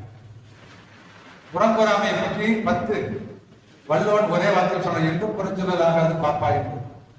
ஆனால் அவனுக்கே உள்ள ஒரு ஆன்மீகத்தனம் என்று ஒன்று உண்டு. எனவே புரட்சி பார்வை இருந்தாலும் அதிலே ஒரு தெய்வ பக்தியை காட்டக்கூடியவனாக இருந்தான். உதாரணத்திற்கு ரஷ்யாவிலே யுகப்புரட்சி எழுந்தது. அதற்கு காரணம் யுகப்புரட்சி எழுந்தது பார், காளி கடைக்கன் காட்டி விட்டாள் என்று சொன்னார். யுகப்புரட்சிக்கு காளிக்கு என்ன சம்பந்தம் இருக்கிறது? எனவே இதுதான் அவனுடைய அழுத்தமான புரட்சியின் கீழ் இருக்கக்கூடிய ஒரு ஆன்மீக பார்வை. கெடுதலும் அல்ல. பாஞ்சாலி சபதத்தை அவன் பாடும் பொழுது அவன் காட்டியிருக்கின்ற ஓமைகள், அவன் காட்டிருக்கக்கூடிய தேசபக்தி, அவன் காட்டிருக்கக்கூடிய அந்த புராண புதுமை புரட்சி, இது எல்லாம் அந்த ஒரு மொழியே நம்ம வெகு நேரமா பாடலாம். அதை விட உயிர் பாட்டை எடுத்து சொன்னால் அதுல வரக்கூடிய அத்தனை கதைகளையும் கேட்டுவிட்டு சொக்கி மயக்கூடாமல் இருப்பதற்கு கடைசியாக ஒரு வரி சொன்னான், நான் ஒரு கதையை பாடியிருக்கிறேன், இதை வேறு ஏதாவது ஞானமாக குறித்து ஏதேனும் இடம் இருந்தால் சட்டை கூறுங்கள் என்று கூறுகிறார். இதை ஞானமாக என்று சொல்வதற்கு வாய்ப்பு இருந்தால் எண்ணிப்பார்கள் என்று சொல்கிறார். எனவே ஒரு வகையில் அவன் ஞானவான், ஒரு வகையில் புரட்சிக்கான். ஆனால் வள்ளுவர் பெருந்தகை அவர்கள் அறநூல் சாட்சியவர். அந்த அறம் இது அறப்பாட வந்த மரவன் என்ற வகையிலே அதிக நேரம் எடுத்துக்கொள்ள நிறைய செய்திகள் இருக்கின்றது. என்றாலும் ஆசிரியரை பற்றி நான் அவர்கள் நடையை பற்றி நீங்கள் எல்லோரும் பலவாறு சொன்னீர்கள். மதிப்புரிய விஸ்வநாதன் ஐயா அவர்கள் சொன்னார்கள், எனக்கே அந்த நடை வேண்டும் என்று, நானே அவருடைய நடை வேண்டும் என்று ஆசைப்படக்கூடியவன். இந்த முகநூலில் அவர் எழுதும்போது ஒரு தான் நானே எழுதுவேன், ஆஹா என்று எழுதுவேன். அப்படியான ஒரு அற்புதமான எழுத்தாளர், கவிஞரும் கூட. இருந்தாலும் நம்முடைய ஐயா சிவகுமார் அவர்களுடைய மொழியிலே பல இடங்களிலே பலவற்றை குறிப்பிட்டால் நடையிலே ஒன்றை சொல்ல ஆசைப்படுகிறேன். அது எதனால் என்று எனக்கு கொஞ்சம் படிக்கும்போது ஆசையாக இருந்தது.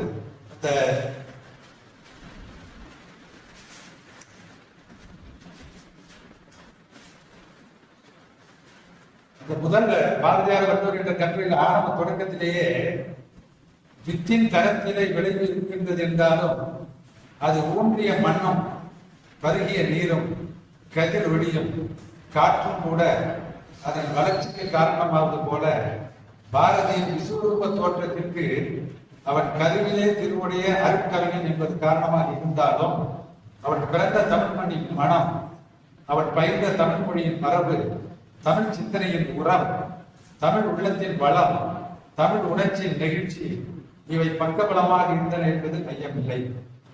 பாரதியின் பெருமையை அவன் என்னதான் வான மூட்டிலே பறந்தாலும் தன் பார்வையை மண்ணிலே பதித்து வைத்திருந்தான். அவன் புதுமை விரித்து புரட்சி கதிரொலியில் இலை நனைத்து புத்தக சிந்தனை மனம் பரப்பினாலும் பழமை மண்ணிலே வேறு ஊன்றி மரபு சுனைகளில் நீர் உறிஞ்சி முந்தையோர் சிந்தனை சாரமெல்லாம் தன் என்ன நாளங்களில் ஏற்றுக்கொண்டான் என்ற இந்த முழு பத்திலும் வந்திருக்கக்கூடிய சொற்கள் அனைத்தும் தான் பணியாற்றிய வேளாண்மை துறையில் இருக்கக்கூடிய சொற்களாக வந்திருப்பது என்பது ரொம்ப படிப்பதற்கு ரொம்ப எனக்கு வியப்பாக இருந்தது. எல்லாமே வேர், மண், இலை, மரம், இலை எல்லாவற்றையும் இதிலே வந்திருப்பது. அவர்கள் வாழ்ந்த 38 வருஷத்தை எப்படி தூக்கி பேர் போட முடியும். எனவே முதல் கட்டுரையிலே அந்த பாதிப்பை உணர முடிந்தது. ஆனாலும் அதனுடைய இருக்கக்கூடிய கருத்து புறங்கள்ல நோக்கம் தவறாக செல்கிறது என்பதை சொல்ல வேண்டும். கடைசியாக முடிக்கும் போது சொல்கிறார், பழமையை அவன் வெறுத்தது போல் மறைவாக பழங்கதைகள் சொல்வதில் ஒரு மகிமை இல்லை என்று பாரதி சொன்னாலும் ஆசிரியர் வலியுறுத்துகிறார். அவன் பழமையை நிறைய எடுத்து கையாண்டிருக்கின்றான் என்று துணிவாக எடுத்து சொல்லியிருக்கின்றார். பழமையை பற்றி பல்வேறு கதைகளை சொல்லுகிறார், புராண கதையை எடுத்து சொல்லுகின்றார் என்று சொல்லும் போது இவையெல்லாம் இருக்கின்ற ஓமை அழகுகளை எடுத்து சொல்கின்றார். அது ஒரு ரசனைக்கு உள்ள விஷயம், ரொம்ப சொல்ல வேண்டியதில்லை என்றாலும் அந்த ஓமையை அணி அணியாக சொல்லி காட்டாமல் ஓரொரு இடங்களிலே சொல்லிவிட்டு பொதுவாக ஓமையை ரொம்ப சிறந்தவர்கள் சொல்கிறார். உண்மையில் பாரதி தகையவன் தான். இந்த பாஞ்சாலி சபத்திலே சேலையை பிடித்து இழுக்கும்போது அந்த சேலைகள் எப்படி வந்து குவிந்தன என்று சொல்லும்போது பாரதி அடுக்குகின்ற ஓமை அழகை பார்த்தால் அவ்வளவு ஆசையாக இருக்கிறது. எப்படி சொன்னார்? அதாவது தையலர் கருணையை போல் கடல் சலசலத்து எரிந்திடும் அலைகளை போல், தையலர் கருணையை போல் கடல் சலசலத்து எரிந்திடும் பொய்யதம் துயர்மை போல் என்று எழுதியிருப்பார். அந்த ஓமை பொய் சொல்றவனுக்கு எப்படி அடுக்கடுக்காக துன்பம் வந்து கொண்டே இருக்குமோ அது போல பெண்மக்களுக்கு உருவாக்கக்கூடிய அந்த இறக்க உணர்ச்சி எப்படி வளர்ந்து கொண்டிருக்குமோ, கடல் எப்படி அலைய அனுப்பி கொண்டே இருக்குமோ அவ்வாறு வளர்ந்தனவே என்று முடித்திருப்பான் அந்த கவிதையில். எனவே உமையாகட்டும், புரட்சியாகட்டும், ஆன்மீகமாகட்டும் அல்லது வல்லற்பத்தையுடைய அறமாகட்டும் எல்லாவற்றையும் அங்கிருந்து இங்கு கொண்டு வந்திருக்கிறான் என்றாலும் இதனை நாம் எப்படி எடுத்துக்கொள்ள வேண்டும் என்றால் வள்ளுவர் என்ற சொத்து அதனுடைய பட்டா பல பேரில் இருக்கின்றது. பல பேரிலே பலருடைய உதாரணத்துக்கு அப்பொழுது சி.டி. விஸ்வநாதன் அவர்கள் தான் முதல் இதை தொகுத்தார்கள். அதாவது பாரதியை பற்றிய நூல்கள் நம்முடைய விஸ்வநாதன் அவர்கள் சொன்னார்கள், ஒன்றை பற்றிய ஒரு நூல் வர வேண்டும் என்று சொன்னார்கள். இது ஆங்கிலத்திலே மேற்கு நாட்டிலே மிக அதிகம். W.H. Hudson அவர்கள் சொல்வார்கள், we have ever increasing books on books on books என்று சொல்வார்கள். புத்தகத்தை பற்றிய ஒரு புத்தகத்தை பற்றிய புத்தகம் வந்து கொண்டே இருக்கின்றது என்று சொல்வார்கள். வர வேண்டும், வந்து கொண்டிருக்கின்றது. சிவகுமார் அவர்களும் அவ்வாறு அப்பொழுது தொகுக்கப்பட்ட 60 நூல்களுக்கு பிறகு இப்பொழுது வந்திருக்கலாம். அந்த அட்டவணை முதல் சீனிவாசன் தான் தொகுத்தார்கள். அதன் பிறகு நிறைய நூல்கள் வந்திருக்கலாம். அந்த நூல் வரிசையிலே மதிப்புரிய பேராசான் சிவகுமார் அவருடைய நூல் இடம்பெற்று இருக்கிறது. நீங்கள் வாழ்க, நிறைய எழுதுக. வணக்கம்.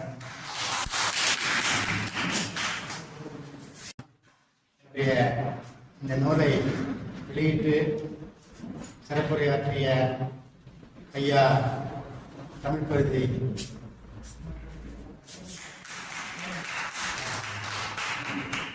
சுதாகர் ஐயா அவர்களுக்கும் நூலை பெற்றுக்கொண்ட அகிலாகி சமுத்திரர்களுக்கும் நம்முடைய இங்கு வாழ்த்துறை மதிப்புரை வழங்கிய ஆளுமைகள் அனைவருக்கும் என்னுடைய கண்டிப்பான நன்றி கலந்த வணக்கத்தை தெரிவித்துக் கொள்கின்றேன். இந்த நூல் உருவானது இன்று இங்கே சென்னை தஞ்சாவூருக்கு வந்த பிறகு நான் சென்னையில இருந்த பொழுது நிறைய திருக்குறள் சொற்பொழிவுகளையும் கேட்டு படித்து ஔவையராஜன் அவர்களோட 20 ஆண்டுகள் மிகவும் நெருக்கமாக தினசரி அவரோட பழகுகின்ற ஒரு பெரிய ஒரு வாய்ப்பை நான் பெற்றேன். அப்படி இருக்கும்போது அவருடைய தந்தையார் உரைவேந்தர் அவை துரைசாமி பிள்ளை அவருடைய நூல்களை எல்லாம் கொடுத்து இந்த உரைகளை எல்லாம் படியுங்கள் என்று அவர் எனக்கு சொல்வார். அவருடைய புறநானூற்று உரையெல்லாம் உரைவேந்தர் துரைசாமி பிள்ளை படித்தவர்தா எனக்கு அப்படி மலைப்பாக இருக்கும். இப்படி கூட எழுத முடியுமா, இப்படி எழுத மலைத்து போய் ஏன் நாம் இப்படியெல்லாம் எழுதக்கூடாது என்று எனக்கு உள்ள ஒரு பெரிய ஒரு தாகம் ஏற்பட்டது. அதற்கு பெரிய உரமாக இருந்தவர் பாரதி பேரறிஞராக இருந்த நாகரந்தி என்ற பேராசிரியர். அவர் அம்பேத்கர் அவருடைய ஒரு சாலை மாணாக்கர், ஏற்கிருந்த ஆளுநருடையவர். அவர் சமஸ்கிருதம், தமிழ், ஆங்கிலத்தில் பெரிய வல்லமை படுத்தினார். அவருடைய சொற்பொழிவுகளை எல்லாம் தொடர்ந்து கேட்டேன், அவருடைய கட்டுரைகளை எல்லாம் தொடர்ந்து படித்தேன். அதன் விளைவாக வந்த அந்த ஒரு விளைவுதான் இந்த புத்தகத்தில் இருக்கின்ற சில நம்முடைய தாஜ்பால் அவர்கள் சொன்னார்கள், இந்த இதெல்லாம் இவர்கள் எழுதியதுனா எனக்கு ஒரு ஐயம் எனக்கு ஏற்பட்டது என்று. அவருக்கு ஏற்பட்ட ஒரு ஐயம் ரொம்பவும் நியாயமானது. நான் அப்படி எழுத வேண்டும் என்று அவர்களை படித்து விட்டு அவருடைய கேட்டதை வைத்துக்கொண்டு நான் எழுதி வைத்திருந்தேன். அது அப்படியே இருந்தது.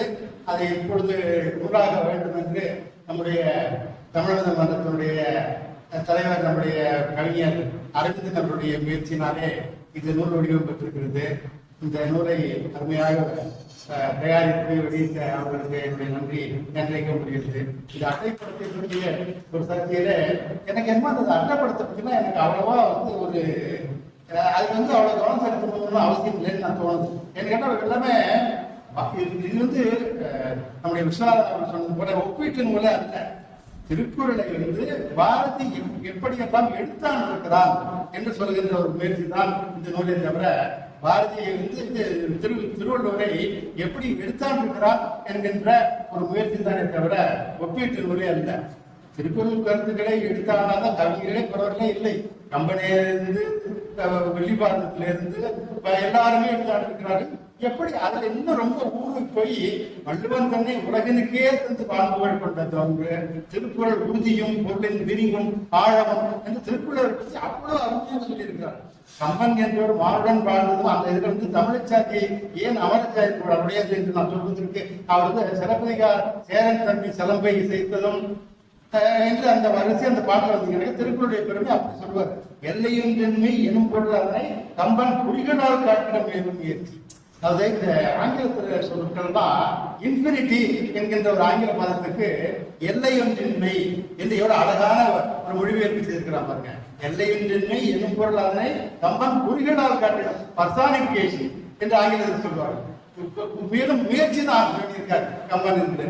அப்படி அந்த பாரதியினுடைய எழுத்துக்களை எல்லாம் நன்கு படித்ததுனாலதான் இப்படிப்பட்ட ஒரு நடையில் எழுத வேண்டும் என்று ரொம்பவும் முயற்சி பண்ணி ராப்பகலா நிறைய படித்து அவைதுசாப்பிள்ளவருடைய உரையெல்லாம் நிறைய நான் படிச்சிருக்கேன். சென்னையில இருந்தப்ப புறநானூறு 500 அதுக்கெல்லாம் அவர் இருக்கிற உரையெல்லாம் படிச்சாக்க நிச்சயமாக எல்லாருமே எழுதலாம். ஆனா அது ஒரு முயற்சி வேணும், நிறைய படிக்கணும். அப்படிப்பட்ட விளைவு தான் அது. இந்த அட்டைப்படத்திற்கு முழுக்க நான் தான் நம்முடைய நண்பர் அரவிந்தன் அவர்கள் எனக்கு அனுப்பியது என்று கேட்டார். சரி என்று நான் சொல்லிவிட்டேன். ஏனென்றால் எனக்கு அதுல அந்த தாடி வைத்திருக்கிறாரா, என்ன கலர்ல இது போட்டிருக்கிறாரு என்ன கருத்துக்கள் தான் நமக்கு முக்கியமே தவிர அந்த வீணான இந்த சடங்குக்கு மாதிரி இருக்கிற இந்த படங்கள் எல்லாம் முக்கியம் அல்ல என்று நான் கருதியிருந்தால்தான் அதற்கு நான் அவ்வளவு முக்கியத்துவம் கொடுக்கவில்லை என்பதை நம்முடைய அறிஞர் கருதை ஜெயக்குமார் அவர்கள் சொல்லிக்கொண்டு அதை ஒதுக்கிவிட்டு அந்த கருத்துக்களை மட்டும்தான் நாம் எடுத்துக்கொள்ள வேண்டும் என்கின்ற ஒரு இதை சொல்லிவிட்டு இந்த அட்டைப்படம் வந்ததற்கு முழுக்க நான் தான் காரணமே தவிர நம்முடைய நண்பர் அரவிந்தன் அவர்கள் எந்த இடத்திலும் அவருக்கு பொறுப்பல்ல என்பதையும் நான் சொல்லிக்கொண்டு இந்த முறை அருமையாக இங்கே விமர்சனம் எழுத மெய்ப்பு திருத்தும் போதே எனக்கு அற்புதமாக ஒரு பாராட்டு வழங்கிய நம்முடைய வல்லம் தாஜ்பால் அவர்களுக்கு நான் மிகவும் கடமைப்பட்டிருக்கிறேன். ஏனென்றால் அவர் நிறைய படித்தவர். அப்படியே ஆற்றலுக்காக கவி அருவியாக பொழிவுவர் அவருடைய வாழ்த்தும் அவருடைய வந்து அது பிறகு என்னுடைய படித்து காட்டினாரே நம்முடைய திருநாகர் சார் நான் முதலில் இந்த வித்து எப்படி இருந்தது இதெல்லாம் நான் நிறைய அறிவியல் சொற்பொழிவு கேட்டவைதான் நாகநந்தி என்ற பேராசிரியருடைய சொற்பொழிவு கேட்டதுதான் அப்படியே நான் எழுதியிருக்கிறேன். எனவே அப்படிப்பட்ட ஒரு நல்ல ஒரு வாய்ப்பை இந்த நூறாக குரலுக்கு ஆக்கி கொடுத்த அரவிந்தன் அவர்களுக்கு நான் முக்கியமும் கடமைப்பட்டிருக்கிறேன். அவருக்கு இன்னும் நன்றி. இன்றைக்கு வந்து இவ்வளவு தூரம் இருந்து கடைசி வரை இருந்து என்னை வாழ்த்திய அத்தனை ஆளுநர்களுக்கும் தலைதாழ்ந்த வணக்கத்தையும் நன்றியும் கூறி விடைபெறுகிறேன். நன்றி, வணக்கம். குறிப்பாக இந்த இடத்தை ஐயா அவர்களுக்கும் சிறந்த பதிவு பண்ண கடந்த ஜெயக்குமார் ஐயா அவர்களுக்கும் நன்றி. இந்த நூலை வெளியிடுவதற்கு தமிழ்நாட்டுக்கு வாய்ப்பு கொடுத்ததுக்கு தமிழ்ச்சி மாணவர்களுக்கு நன்றி. மேல புத்தகம் வரணும். நம்ம அதை செய்து யாரா இருந்தாலும் ராஜபாளையம் என்னையும் அணுகலாம். நன்றி.